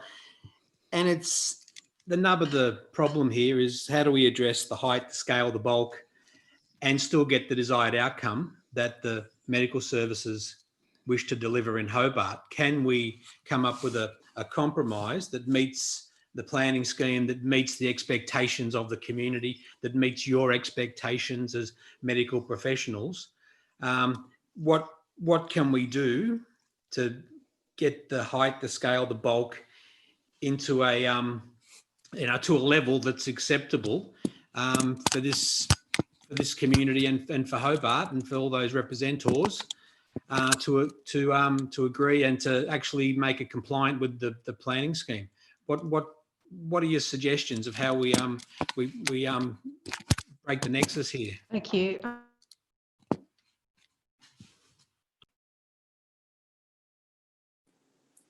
Look, that's just not my area, I'm afraid. I mean, there are operational requirements that we have that we need in terms of bulk and in terms of floor area. It really does go back to a construction and design phase. There is not the ability to make this piecemeal. I mean, we have, where we need our, there is a flow through the hospital. That's one of the reasons why the hospitals have moved from the top to the second layer, which has a more continuous form now. So there are tenancies on the top. We had originally had the hospital at the top, having it sort of most removed from the street level, but that needs to have a certain volume and a certain area to it. We've actually dropped that down, which has facilitated the setbacks and the steps. So my understanding is that the architects have taken this very seriously and have worked a lot in this regard. But there is a certain critical mass, I suppose, that would seem to not be able to be reduced further. I don't know. We talk about tenancies. I'd hand it back to the architects at that stage. But I'd comment on the fact that the hospital's actually been shifted by a whole floor to allow setbacks, and I think really significant ones. Would you like to just answer that, Mr. Raven? Yes. So we've been working on this project for quite a long time now, well before the last application was put in. We've been through many different proposals on how we can make this site work for our clients. It's a very complex site, and the in-ground conditions have ultimately had a significant impact on the way we've designed this building and what we're able to achieve on this site for our client. The question of can we go further down into the ground is a complex one. There are a number of issues that are related. Firstly, there's extensive fill across the site, and there are some engineering issues with going further down into the ground, particularly in relation to the the support of Newtown Road and the services, the in-ground services within Newtown Road. The existing fill is not a structural material, and it presents some unique challenges in constructing on how to support that fill during construction and later on. Secondly, we all know that there's extensive low-level contamination within the ground. This has a significant impact on construction costs. And we've touched on this last time to give you an idea of how that affects the building. The disposal costs for the removal of clean fill is roughly $10 per cubic metre. For the lowest level of contaminated fill, the dumping costs for that per cubic metre are $180. So there's a significant difference in cost between removing clean fill versus removing low-level contaminated fill. We've already gone down significantly into the ground. We have at the southern end of the site in excess of 2 levels below ground. One of those levels is our ground floor, which is tenanted spaces at that southern end of the site. That level is approximately 1.2 to 1.5 metres below ground. That has a clear impact on the quality of that tenancy space in terms of being able to attract and a quality tenant and to tenant that space. Pushing the building further into the ground makes that even worse. And we did, very long time ago have that scenario, but however, we just can't go further into the ground for some of those other issues mentioned. In addition to that, it's been suggested that we should step the building and have a half-level change halfway along the site to help address the issues associated with the fall along Newtown Road. The fundamental issue with that is the hospital floor. To put half a level step in the hospital floor just simply doesn't work. It's not a functional arrangement that we can support. When you're wheeling beds around the hospital, having patients move around the hospital, you're trying to transfer materials, goods, people around the hospital, having a half flight changing level just fundamentally doesn't work. So there's a whole bunch of reasons there why we are where we are. We've explored many options through our time on this project.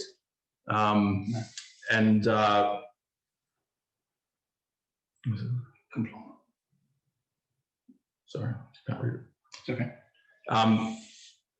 Yeah, so there's many reasons why we are where we are, and the option to go further into the ground just financially doesn't stack up and has a whole bunch of functional issues when you start to look at the alternatives that are involved. Rightio, thank you. Lord Mayor.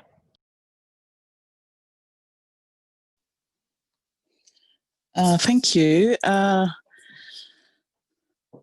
think just questions around, I guess going to the heart of the challenges with this site.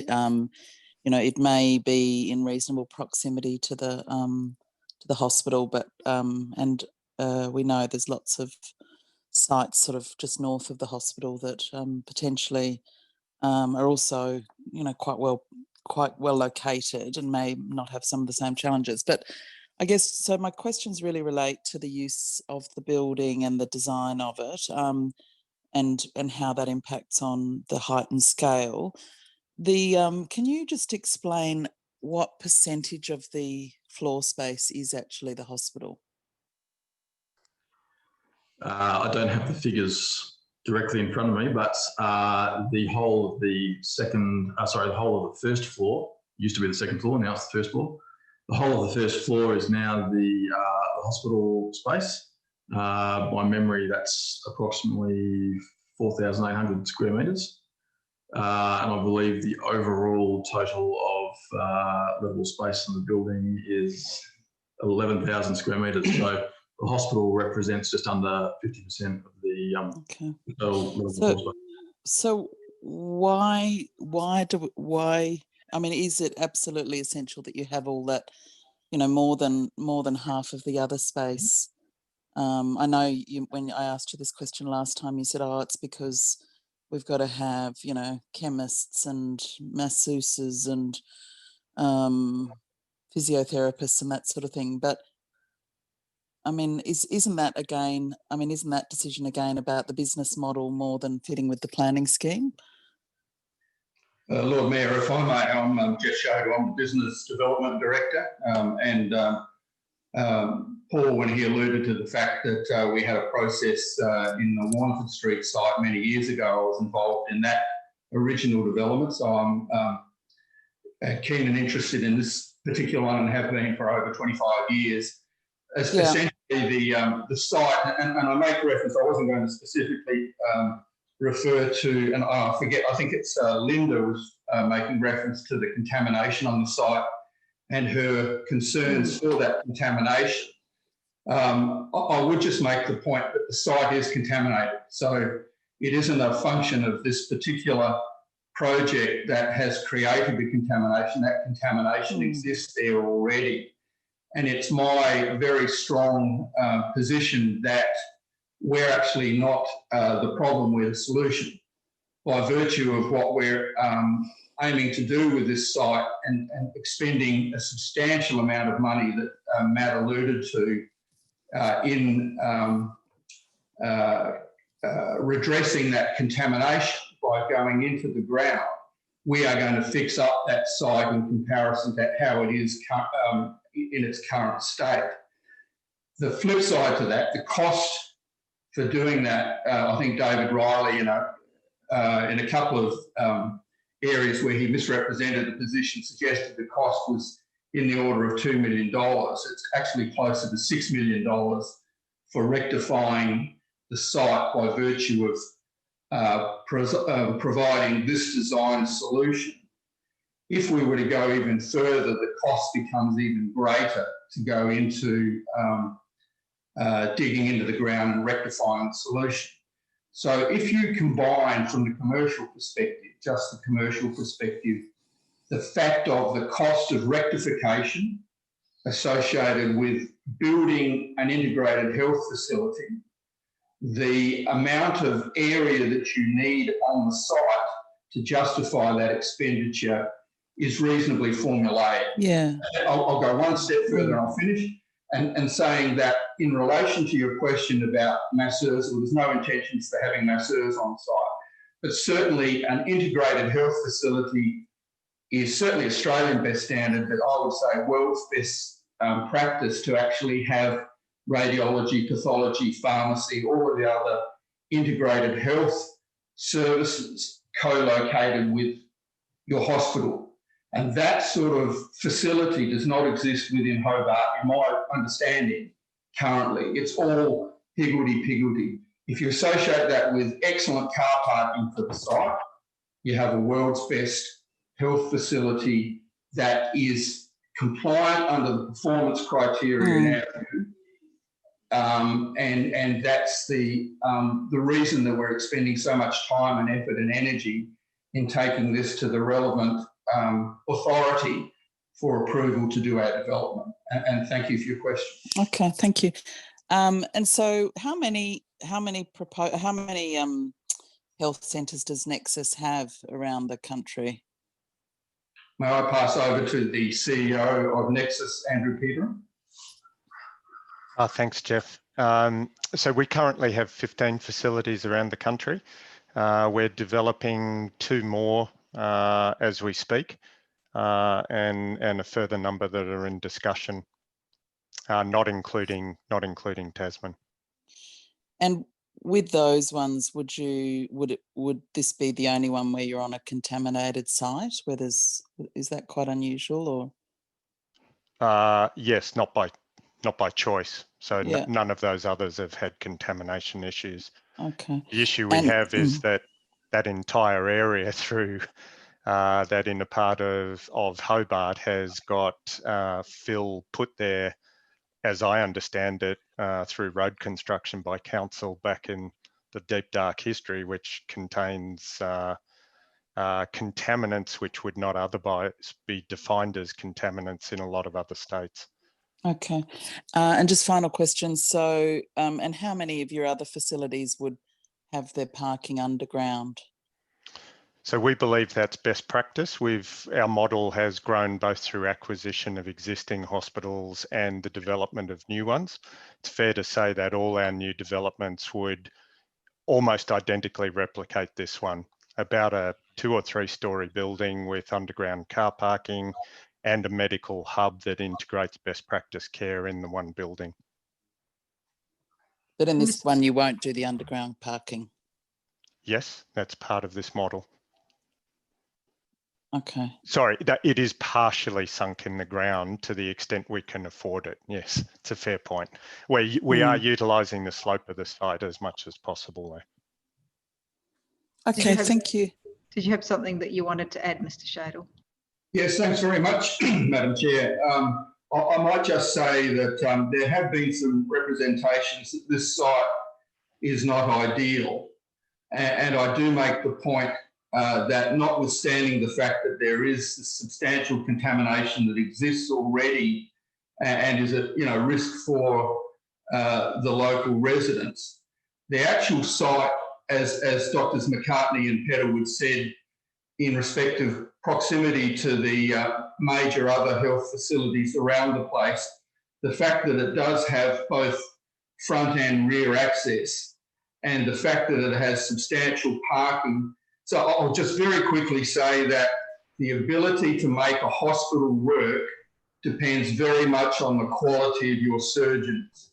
Yep. The quality of the surgeons and specialists that we have available in this site, Mr. Shadle, that's us, and it is very much dependent upon their ability. Mr. Shadle, that wasn't the question, but thank you for the explanation. We'll go to Councillor Dutta, please, and then Councillor Coates. Thank you, Chair. Listening to what has been said with regards to the contamination and the cost, would it be an option to think of another location, and this is not the right location? Thank you, Alderman Dutta. I think the point I was trying to make there, that location and remember, we've done this many times around the country, location for a particular health facility is quite a critical decision. And part of that decision requires the availability for surgeons, for the specialist doctors and their staff to be able to access the facility in as quick and efficient way as possible. So as Doctors Petterwood and McCartney said earlier, they don't just work in one facility. They tend to work in a whole range of facilities, and the best use of their time requires them to be doing surgery or seeing patients, not travelling between sites. Thank you again, Mr. Shadle. I don't know if that was the question that was actually asked, but anyway, do you have other questions, Councillor Dutta? I'm very much aware of the time, so I won't pursue anymore. Thank you. Councillor Coates?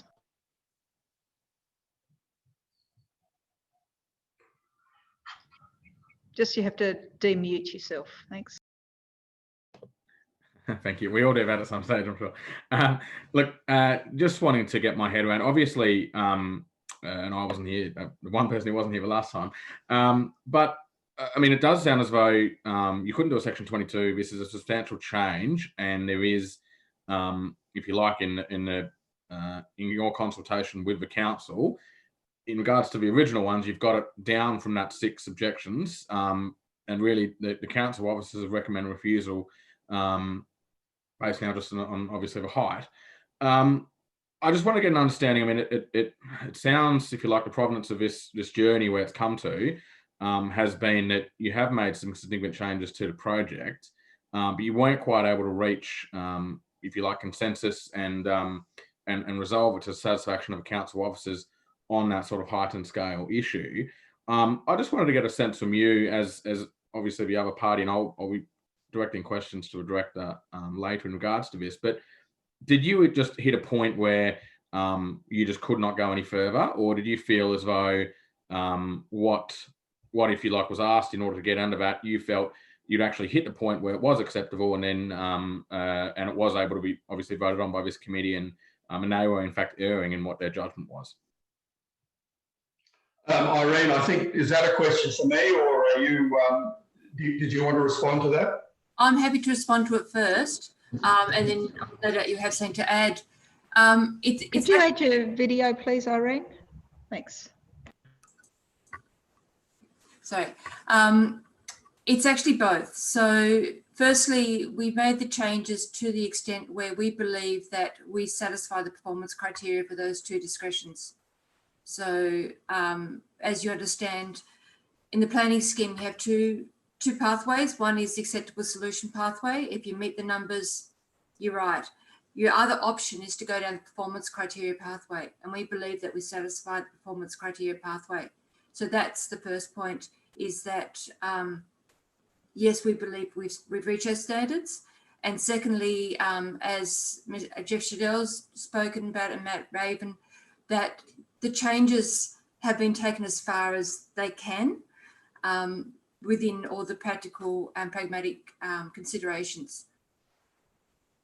I'm not sure if they want to add to that last point or not. I would like to, excuse me, just add to the fact that I've been doing this for 25 years and I have done it many times. And the mix between the commerciality of a project is really important.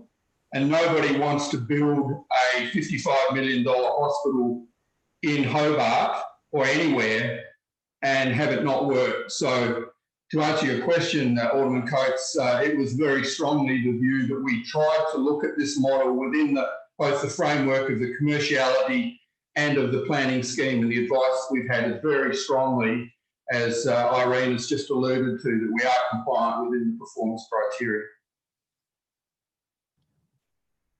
Thank you. Lord Mayor, do you have other questions? If not, we'll go to... No, sorry. Councillor Sherlock.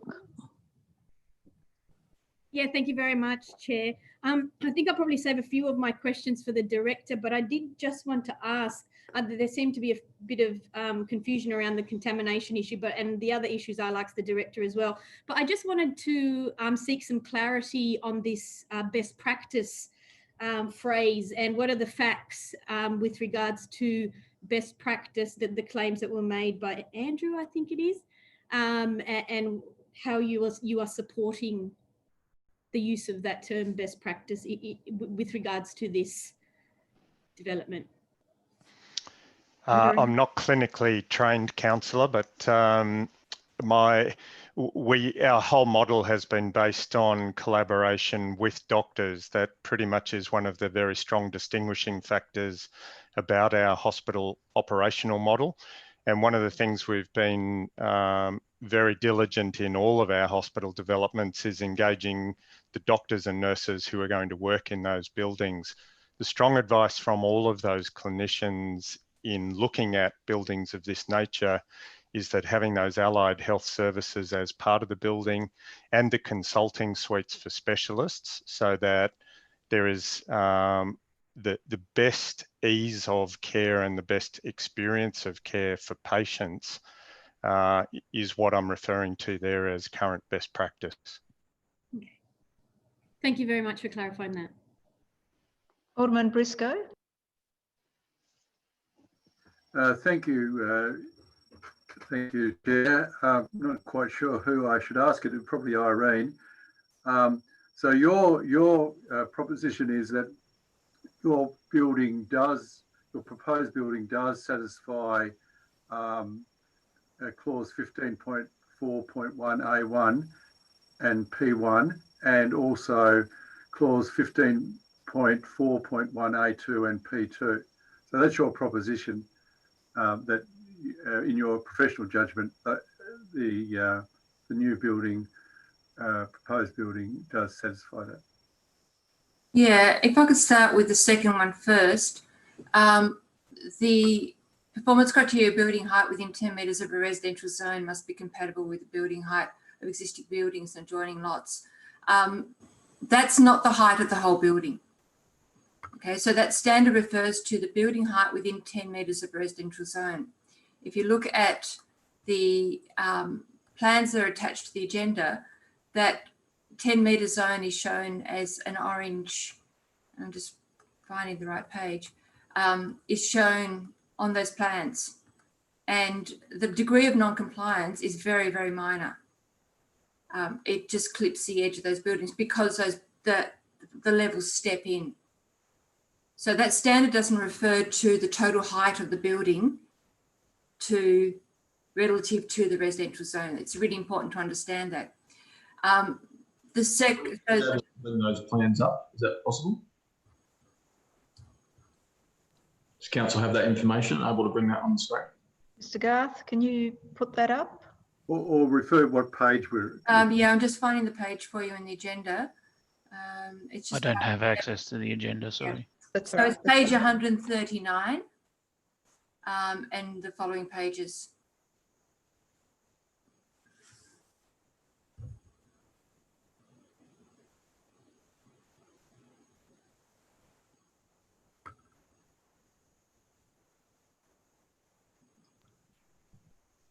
Alderman Briscoe, do you have any other questions?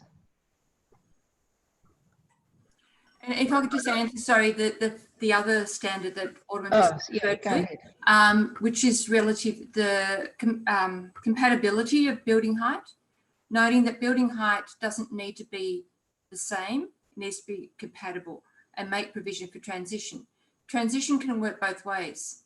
So transition isn't just saying there's a 1 and 2 story building, so therefore it needs to be 1 and 2 story buildings because it has to be compatible. I think that's a one-sided view of that provision. It can also say, here's an area that sits on the edge of a mixed-use zone. It's surrounded by 1 and 2 story buildings. It also has 3, 4 story buildings around it. And what this building does is steps from one level of height to the next level of height. And this building does that very clearly. It does provide transition through its design on each of its sides. So montages demonstrate that, the drawings demonstrate that design concession is made wherever there is a lower building next to this proposed building. Can I assume that we're not able to bring those drawings up, or is that achievable? Were they on your original slides, Mr. Raven? No, in the planning report and agenda, as Irene pointed out. No, we haven't got it, but we've all got that in front of us. So yes. We go back to the presentation of the slides that show the montage. I think that helps Irene to clarify what you're saying. Are we able to do that, or yeah? Okay. So which one, Irene? So if you scroll down to, okay, this one, you can see, for example, the one before, if you scroll up, you can see how that previously was built to its full height on the northern part of the site. If you go to the next one now, you can see that transition, how that scale, and to Mr. Riley's discussed, I will use modularity. It has been modulated. It has been broken down. I mean, this is what this term transition means: is you make a concession from the height that you need to be to the adjacent buildings. It's stepped down, and it has that lower element, which is the full width of another property, as that transitionary element. It's a very generous transitionary element. I think if we go now to some of the images from the rear, you'll see there again where those upper levels have been stepped back, and the image in your agenda with the orange strip will also show that where that was within 10 metres of the residential zone, that it's been pulled right back. So it's just clipping the edge of those floors. Okay, all right. We'll finish up with the questions. Councillor Sherlock and Alderman Briscoe, you have a couple of questions. Sorry, Chair, I've just got another question. The contamination, I suppose it's really a question for the Director, so I'll leave it in interest of time. Thank you, Councillor Sherlock. Chair, I can leave this for the director as well, but I just wanted to ask, obviously these plans were done and the architecture before pre-COVID. And so the planning actually and the movement seems to be very centralised. I was just wondering if, if that's a correct assumption. Don't worry, but I'll just ask the director later and we'll move on. Thanks, Chair. Okay, all right, thank you. All right, so thank you everybody who's presented.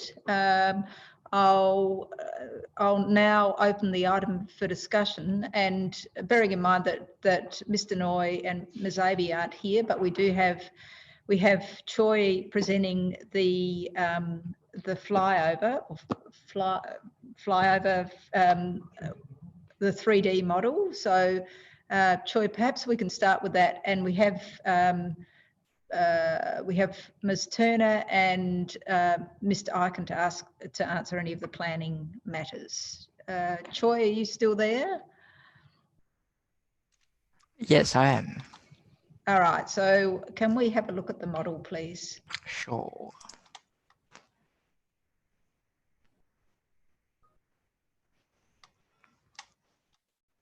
I don't know if you're giving a running commentary, but go ahead. You see my screen at the moment? Yes, we can. Okay, all right. I'm just going to turn on the surrounding as well.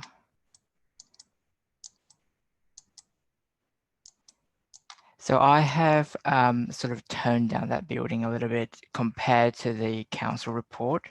So I have make it slightly darker in this environment.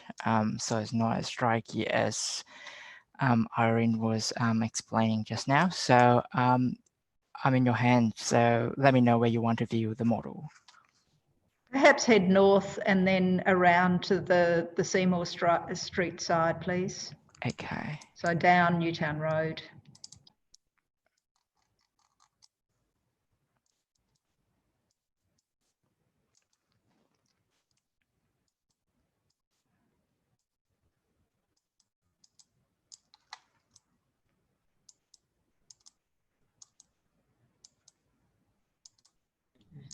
Can you just explain how the image was captured, Choi, please? So the image of the surrounding buildings is captured using the drone, so operated by Craig.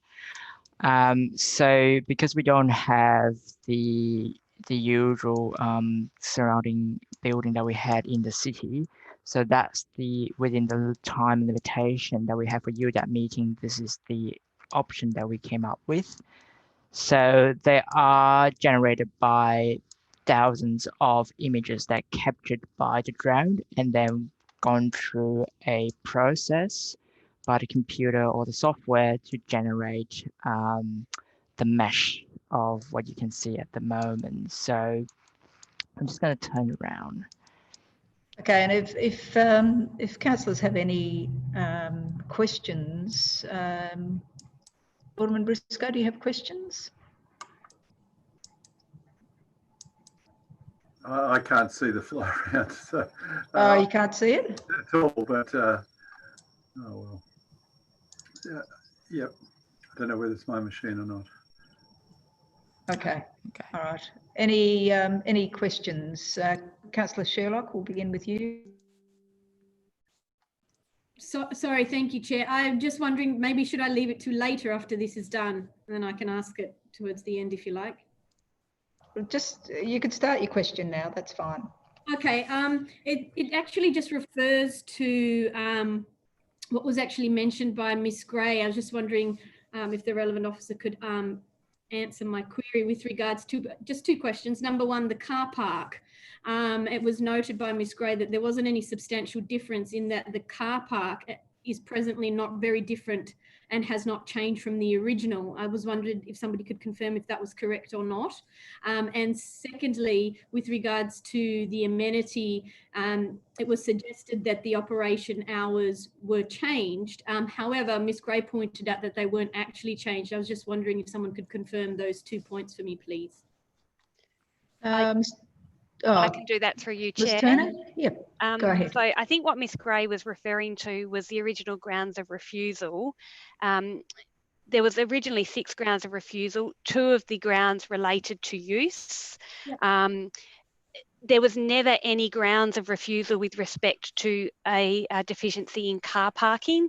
Council has always been satisfied on the original proposal and this proposal that it was appropriate to approve the car parking numbers. It does rely on the performance criteria, but certainly that was not a grounds of refusal in the for the first proposal, and is not a ground now.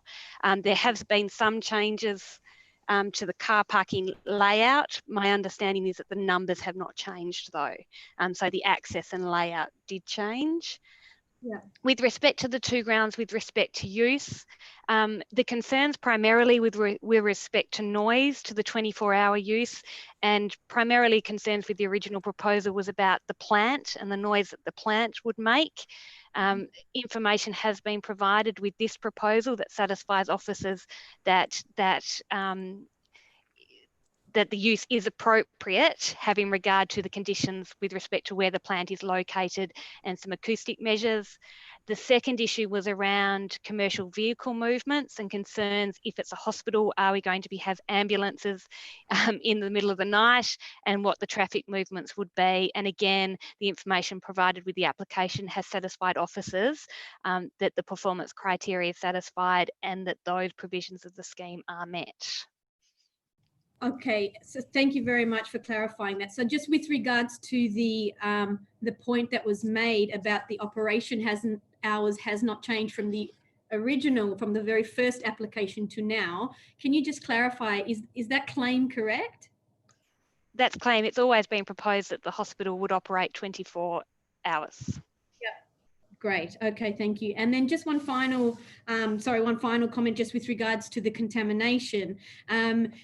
I was getting a little bit confused. Some were saying there was contamination or that there wasn't, and then there was 43% of contamination. I was just wondering if you could actually clarify that issue for us, please.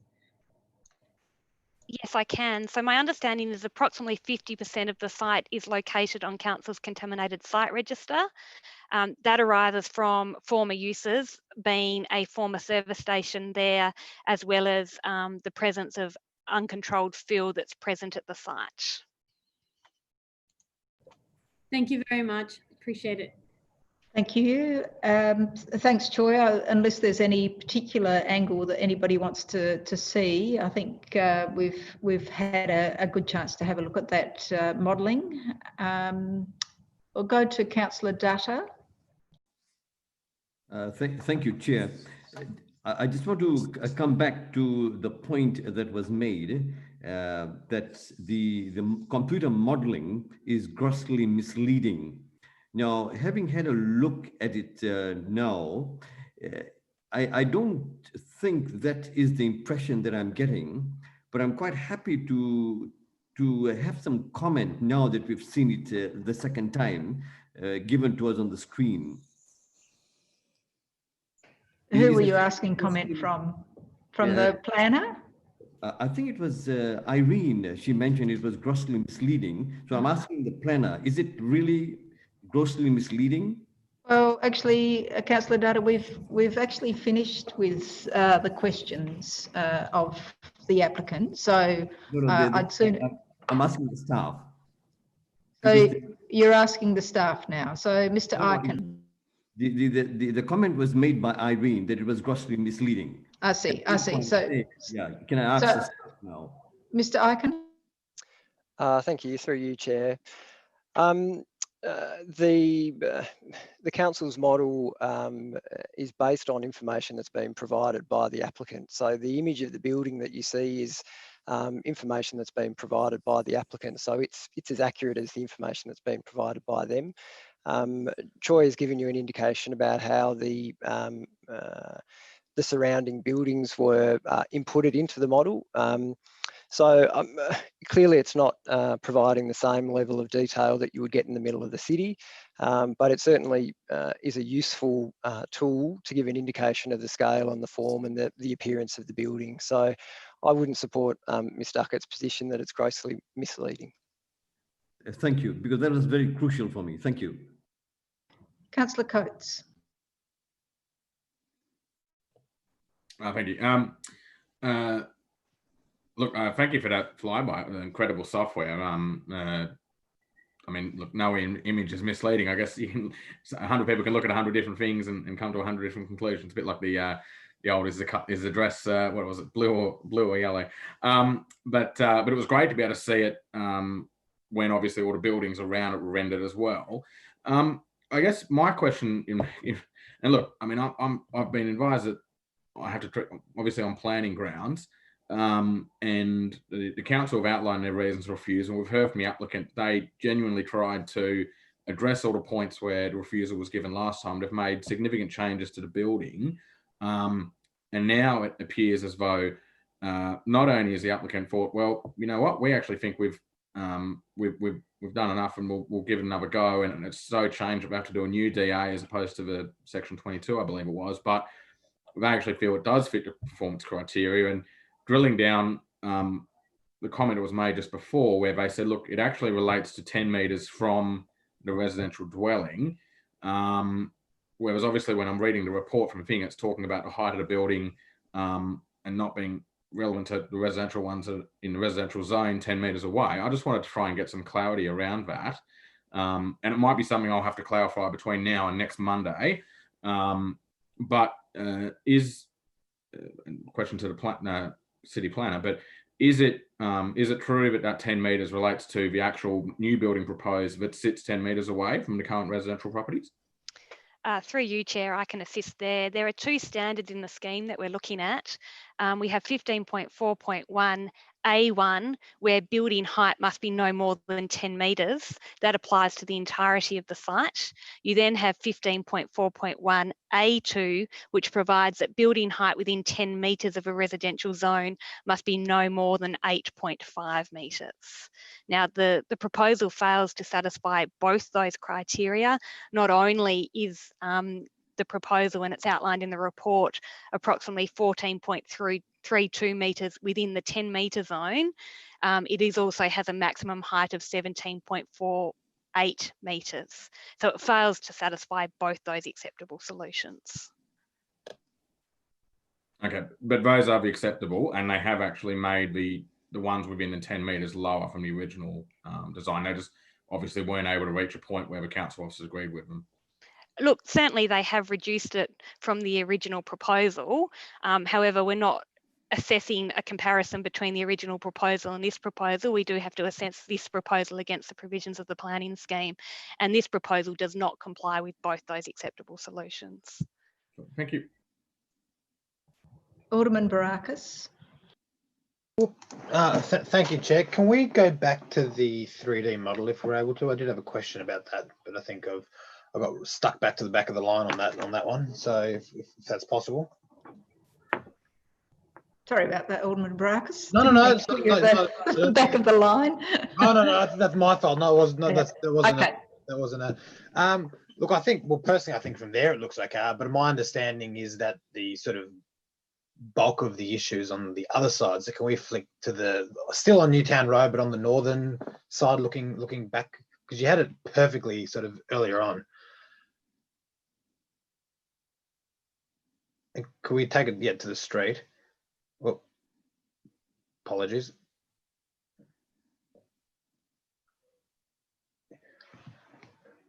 So can you move back a bit? So stop there. How can we measure how far away that is from the building? Does this what do you call it? Software do that? I can roughly, so just give me 1 second. Sure. I'll just try to do that. So if say we are away probably I suppose we don't have to be too scientific about it, but no, that's okay.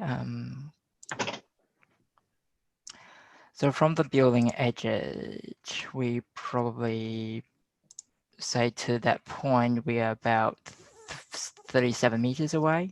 if you drop down where you are right now, would be what, 50? So I can still move my position just below the electrical, the line. So say I'm here. Yep. Pretty much in line with the dot that I measure up. I'm just looking at the setbacks because from there I can't see the other. Oh, come on. the other levels, and I'm just trying to work out how far back it is until you can actually see those higher levels. If we're talking about the sort of hiding the visual impact, I'm just trying to work out how far back you have to be before you really see the full magnitude of the impact of it. So and I don't want to get too sort of fussy about it, but from there, if that dot's 37 meters, we're talking about 50 meters back would be reasonably accurate. Look, I've got some comments to make, but I'll leave it there for. Oh, actually, no, I do have another question. The part that I referenced earlier when I was questioning the applicants, and this might be one for Ms. Turner, and thank you for that, Mr. Choi. In regards to the feedback from the advisory committee in regards to the colouring and the material of the facade, really sort of accentuating the visual impact of the building, and that being a sort of seemed like a major concern of the urban advisory panel. If we talk about, you know, looking for solutions here, is that something that might at least knock some of the concerns? If I'm not suggesting to knock all the concerns, would it be something that at least bring us some proportion of the way there to having something the council is more comfortable with, as far as if we had either a condition to make sure that the colours are of something that would better blend in with the surrounding area and articulations and etc. I might ask Mr. Eichen to respond to that. However, briefly, I can indicate that given the requirements of the performance criteria with respect to compatibility with scale, and compatibility of heights with existing buildings on adjoining lots, it's unlikely the qualified advice would change just because of different colours or rendering of the buildings. But I'll get Mr. Eichen to expand further with respect to that. Thank you, Kirsten. Kirsten is right. We could add a condition certainly that related to the exterior palette of colours and materials, requesting the applicant to have particular consideration to those matters that were raised by the Urban Design Advisory Panel, as you've indicated, Alderman Barakis. Would that ultimately change council officers' opinion that the application ought to be refused? I suspect not. Would it mitigate the overall impact of the scale? To a certain extent, yes. Lord Mayor?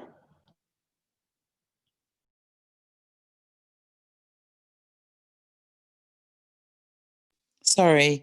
Yeah, just a question. I'm still a little bit confused about the whole issue of why our planning scheme wouldn't require this kind of scale of building to have the underground parking and the whole contaminated site. And it just seems like the sensible solution, and it seems in some ways like just there's a cost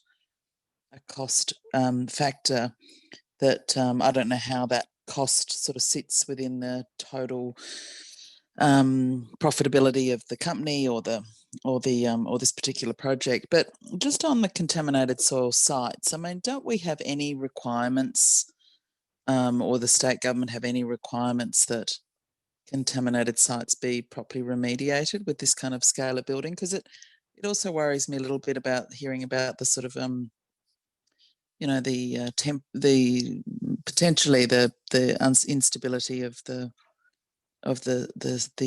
fill and those kind of things. I mean, can you just and Lord Mayor, if you wouldn't mind putting your camera on when you're in the meeting, thank you.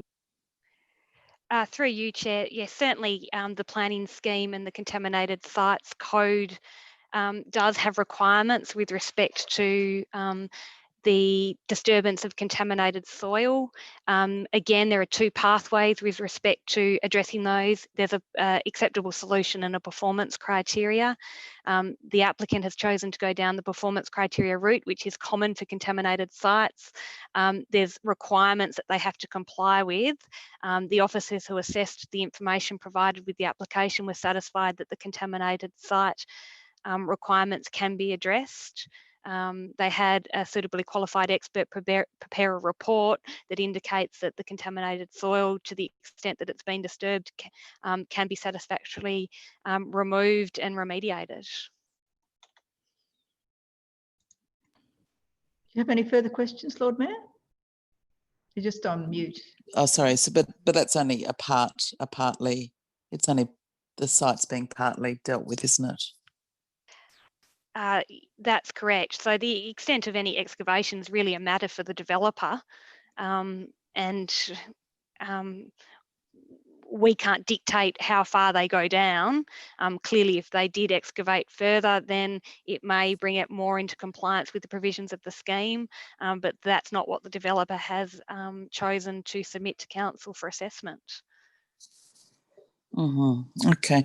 And the heritage building just before the hospital on Newtown Road, is that a factor at all? Is that a heritage listed building, or isn't it?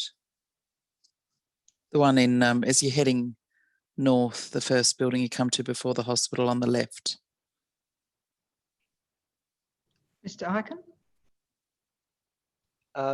Yep, through you, thanks, Chair. The, number 46 is the Newtown Road, is the property I think the Lord Mayor is referring to. That is certainly a heritage listed property. It's only included in the development application as a consequence of services going through it though, so there's no substantive development proposed on that particular site. Okay, but in terms of, aren't you meant to sort of have some stepping down, or some? Is that one of the reasons the project has challenges as well in terms of being next to that building and not being at the right scale? So the planning report indicates that in fact the relationship between those two buildings is acceptable. So the transition and the compatibility of scale with those two buildings is acceptable. In the urban mixed use zone, there aren't the same provisions that you have in other zones under the Hobart Interim Planning Scheme that requires you to have consideration of adjacent heritage buildings. So there's no heritage adjacency considerations here. It's simply an assessment of the height of the building and its compliance with the performance criteria that Ms. Turner has identified. Okay. Thank you. Thank you. Councillor Dutta. Chair, I think personally we have heard quite a lot of information from both sides, and I would want to move the motion to move that we accept the recommendation made by staff. Thank you. Thank you. Further discussion. Councillor Harvey. Thanks, Chair. Look, I was also going to move the officer's recommendation. This is a really difficult decision to make. We've seen a great deal of improvement, and I trust that to be true from the first development application that came to us, but I still have concerns with regard to what the officers have outlaid for us with regard to those two issues with regard to height. There's still a lot of anxiety and concern from the community living in the area, but I also recognise the views of the medical profession when they say that they need a new facility like this, and I believe that. But tonight I'll have to go with the officer's recommendation for refusal. So thank you, Chair. Thank you. Further discussion? Lord Mayor?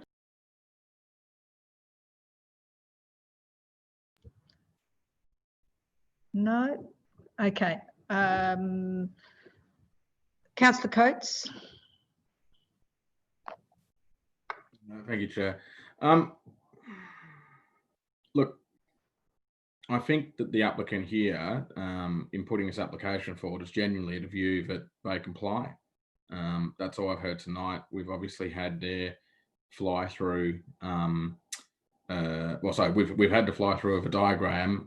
We've had their explanation as to the changes, and it would appear, although we have to treat this as a separate application, that the provenance of it is such that they have actually met or exceeded the expectations of the planning of the council officers from the last one, and in most instances have come to an agreement where both parties have said that they comply, other than obviously on the one that's still outstanding, and that's as alluded to in my previous question, where it relates to the height with the 10 metres of residential and obviously the overall height of the building. I still am going to spend the next week digging into this because, when you've got experts on both sides who come to a different opinion and you're sitting here in the middle, if you like, trying to make a consideration. And obviously I have to put my hat on, which is that I just have to treat this as a planning application, even though I personally more than welcome this sort of development. And I would note, of course, that there's nothing in a scheme that says that you can't build a 3-story building, you can't build a 4-story building. It is, at the end of the day, this zoning is urban mixed use, which means it could be used for housing, it could be used for a medical precinct. And every single property owner in all the adjacent properties are able to look at the planning scheme and see what is allowable on the site. But obviously, I'm somewhat bound sitting as a planning tribunal in needing to make decisions based on planning grounds. And obviously, we've been given the information from the council officers, albeit I dare say that the real fireworks, if you like, will be next week, and probably no doubt this will end up getting appealed.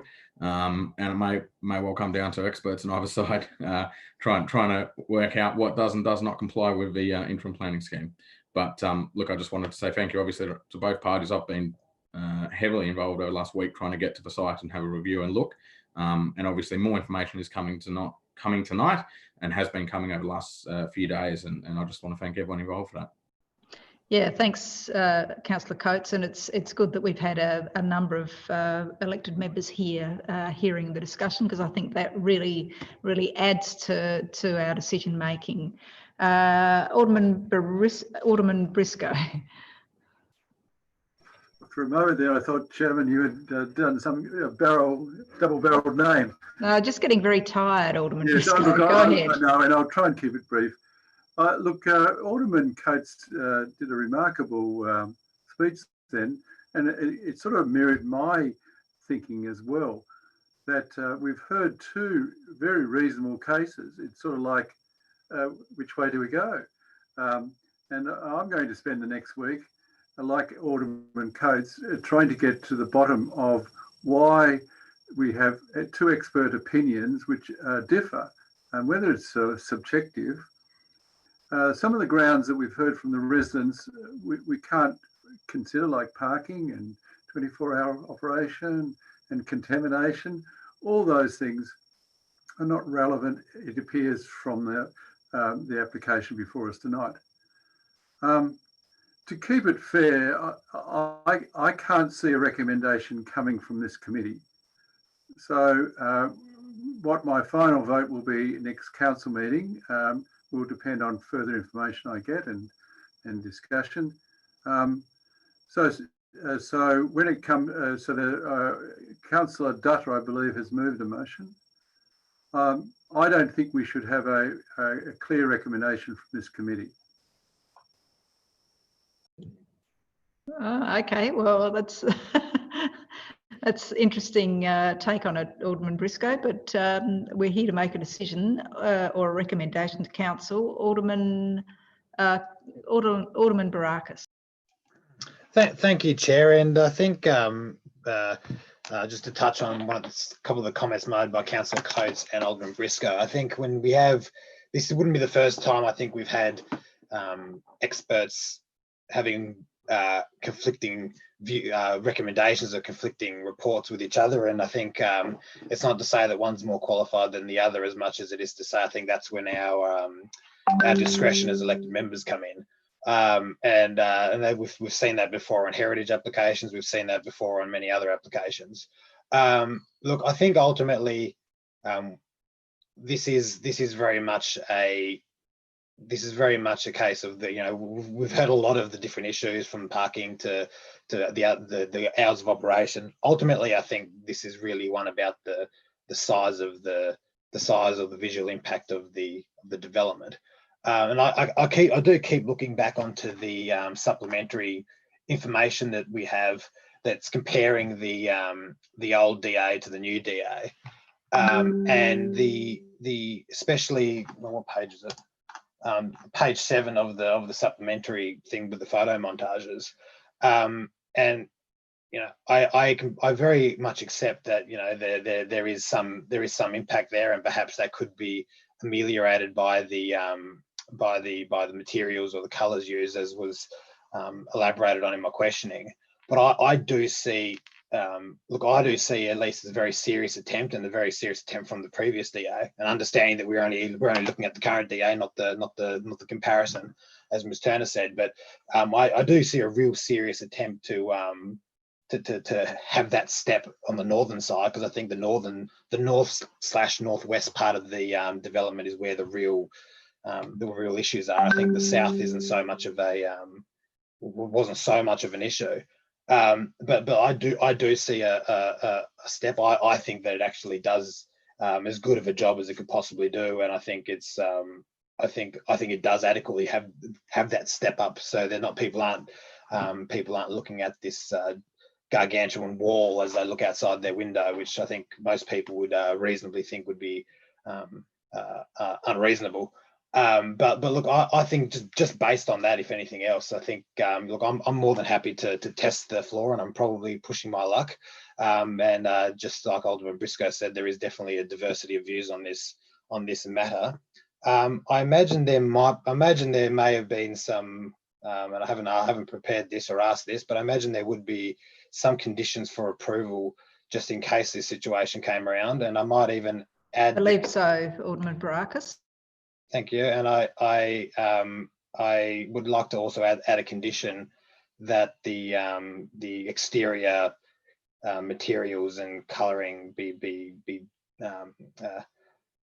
suitably blend in with the surrounding buildings to the satisfaction of the director, or something that's probably. Point of order. Sure. Thank you, Lord Mayor. Are we considering the motion in front of us? Oh, sorry, foreshadowing. Yeah, Point of order. I don't think a member who's not a member of this committee can actually bring up a point of order. A point of order. I can bring a point of order. Thank you. I think the issue has been resolved. So I'm happy to foreshadow. So I think that foreshadowed. Yeah, that was my mistake, Chair. Okay, you want to finalise what you're saying, Alderman Barakis? Yes, Chair. Thank you. I'll foreshadow with the condition that the materials and colours are suitably blend into the satisfaction of the director or general manager. And I do hope that, you know, look, I know that sometimes there seems to be a bit of a, you know, look for reasons to refuse things, and I think if there are some parts of this application that people aren't comfortable approving, we should be looking for a solution to get it approved in a way that as many people as possible are comfortable with, and I'd hope that that'd be the attitude that we take. So I'll foreshadow that, and I won't be supporting Councillor Dutter's motion, but I'll be supporting the alternative. Thank you, Councillor Dutter. Thank you, Chair. Just a few points. Firstly, the experts on both sides have given us their views and opinions, and like the others, we are definitely torn, as it were, to sit in this and make a judgment. But as a committee, we've got to make a judgment. We can't just let it go. That's our position. That's our decision. Secondly, the second point I want to make is this: that as far as the committee is concerned, we can make a decision today, and then we will do our investigation, our homework, and dig in as deep as we can. And we are entitled to change our vote coming next Monday. And so therefore, in order to move this, I am suggesting that we put this motion because of time, and then if this fails, then we have an alternative motion by Alderman Barakis. Thank you. Thank you. I would love to accept that procedural motion, but I haven't said anything, so I'm not going to accept that. So, Alderman Briscoe, have you got anything else you have to say? I don't know whether you can accept a procedural motion from the person who's moved the motion. Oh, I don't know, but I'm not accepting it anyway, so it's immaterial. Yeah, okay. Well, procedure. So if there's just to make a couple of points, I appreciate everybody who's been very patient tonight, and we're now approaching our we're well into the second hour of this discussion, so I appreciate the depth of the discussion that we've had. I think it's been really useful. Look, just to make a couple of points. This Newtown is not a suburb, which is actually a medical precinct. So I just want to point that out. And I don't know if that was made as a planning by anybody with any sort of planning acumen, but certainly not a medical precinct. This is a neighbourhood and this is a suburb. So it is not a medical precinct. I'd just also like to point out there were a couple of points made in relation to the 24-hour service of this, and also compared this to Warneford Street. So Warneford Street, as I understand, has 2 operating theatres. We're looking at, I believe, 6 operating theatres for this, as well as ancillary services. And that has a considerable amount of impact. No doubt, there is no doubt that they will have a considerable amount of impact on the suburb. This is, and it's been mentioned, there was a phrase in one of the representations. It is this site is being used as an excuse to shoehorn this monolith of a building into an inner residential zone. So again, those questions and those concerns are raised by representatives, I believe are really important to consider when we're considering this. This, not by any stretch of the imagination, is enormous compared, and we've heard the comparative area, but this is an enormous application in or next to, adjacent to a residential area. And whilst the applicant has gone some way to reducing the setback or increasing the setback, should I say, and having a much more creative element to the front of the building facing Newtown Road, I think it still raises concerns about legitimate concerns that have been raised and continue to be raised by residents. So with that, I'll put the motion moved by Councillor Dutta, and I'll go around the room, starting with you, Alderman Briscoe. So the motion for refusal. How do you vote, Alderman Briscoe? Well, I think I'll have to follow the officer's recommendation just for this week. Thank you. Councillor Harvey? In favour. Alderman Barakis? Against. Councillor Dutta? In favour. Councillor Coates?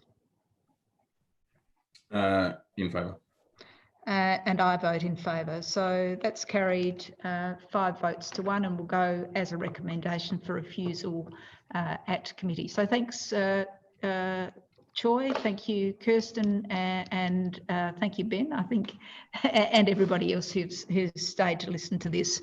Will we continue? Does committee want to just plough through the rest of the items, or do you need a 5-minute break?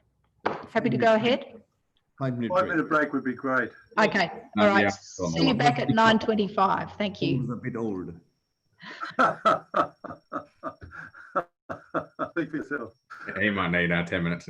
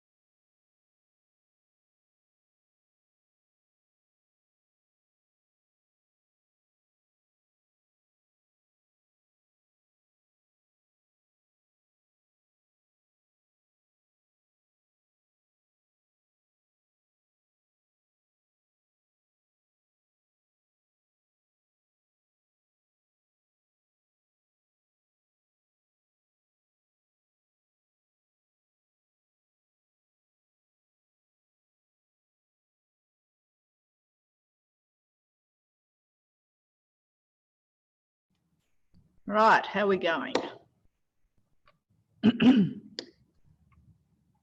Everybody there?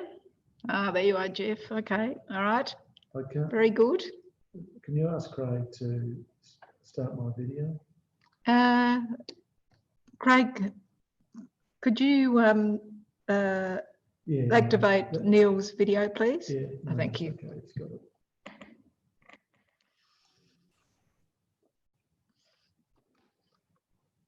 Okay, I welcome can't back. start my video either. What's that? Can Craig please turn my video on as well? I can't get mine working either. Did you do Simon's, Craig? Ah, yeah, there we go. Thank you. Everybody's back. All right. What are we up to? I've always said it, Jeff. I had no problem seeing. I'm not sure what your computer was doing. I had no problem seeing that flyover. I don't know what happened. All right, so I went to the YouTube and watched it on YouTube. Okay, so we'll resume this planning meeting, and what have we? Sorry, I'm looking at this. I think we're down to reports, item 8. Yes. Thank you. Happy to move that recommendation. You'd like to remove that? All right. I'd like to move that. Move Just that. 8.1, just a very brief comment. Notice that the building statistics for the month of July was better than the previous month of July, which is strange to understand, but perhaps everyone at home wanted to do some extensions or whatever. But anyway, but the overall thing for the whole year is down about $100 million. So I suppose that's Yes, I think that's got something to do with the hospital in the last 12 months, is it, Mr. Noy? Mr. Noy should turn on his. We all get trapped, don't we? What once, but yeah. Look, it may well be that's reflective of that application washing through. But I would say that the planning applications are holding up surprisingly well during this COVID period, which is a positive sign, although building applications have dropped off to some degree, although these statistics do show the values holding up. So that's positive as well. Okay, so if there's no further comment, and if there's no... I think you've got to turn on your microphone. Okay, so if there's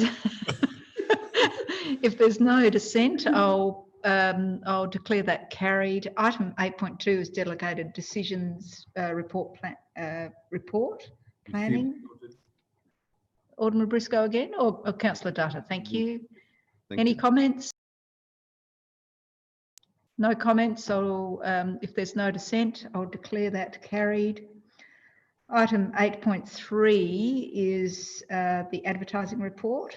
Happy to move the recommendation there. Thanks, Alderman Briscoe.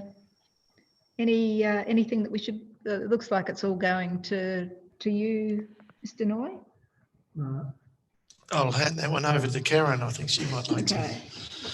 Through you, Chair, there is one item which will go to the council, and that is the 5 to 7 Sandy Bay Road proposal. This is an amended design which was re-advertised, reduced by 2 floors, and judging by the significantly reduced number of representations, has caused less of a stir in the community. So that one will go to the committee and council in the next round. Thank you. So you've moved that, Alderman Briscoe. Any dissent if we put that? No dissent. So declare that carried unanimously. Item 9 is committee action status report. Councillor Coates, thank you. You're happy to move that? So moved. Thank you. Thanks. All right. So there's no discussion around that. If there's any, is there any dissent? If there's no dissent, I'll declare that carried unanimously. Item 10 is responses to questions without notice, and we've got quite a few there. I'm happy to move the whole lot. Thank you, Alderman Briscoe. There's no comment about that. So is there any dissent with those questions? No. Okay, so that's declared unanimously. Item 11 is questions without notice. Any questions without notice? Thanks, Chair. Yep. Councillor Harvey? I have one. It's in relation to the protection of chimneys. There was mentioned by the architect earlier that there was not a lot of reference to chimneys in the heritage overlay code or whatever the document is. Could we get a clarification on the protection of chimneys and how stringent guidelines are, or whether we need to reinforce or increase the security for chimneys so that they're not removed and so that people are aware? Mr. Knight? Yes, I'll take that on notice, Chair. Thank you. Further questions? I have a question, Mr. Noy. Given the discussions and the relaxation of parking conditions that we have, can you turn off your microphone, please? Thanks.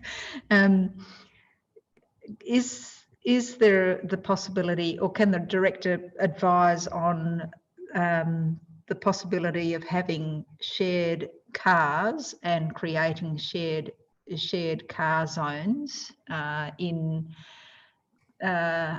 medium density areas such as North Hobart? I'll take that question on notice, Chair. Thank you. Thanks. Look, Chair, look, I do have another question with regard to the collection of litter around fast food outlets. Is there a condition, or was there a condition in their development applications that stipulated that fast food retail or fast food premises need to collect rubbish in their immediate vicinity? I think the Hungry Jack's on Davey Street, I think there was a condition or advice or something in their development application that said that they would patrol the area and collect rubbish. And I just want to know whether or not that's a fact with them and others, and whether it's being complied with. Mr. Knight? Look, I'll take that question on notice, Chair. I believe there were some conditions imposed, but I'd need to check the specifics application to be definitive in relation to that. With all those fast food outlets, whether there's a standard condition that they need to collect rubbish in their immediate vicinity. Sounds like a big piece of work, but okay. see how you go, yeah. Mr. Noy. Okay, if that's all the questions without notice, I need a motion to move into the close this portion. Thanks, Councillor Dutta. Thank you. Thanks. Okay, so we can cease the recording. Thanks, Craig.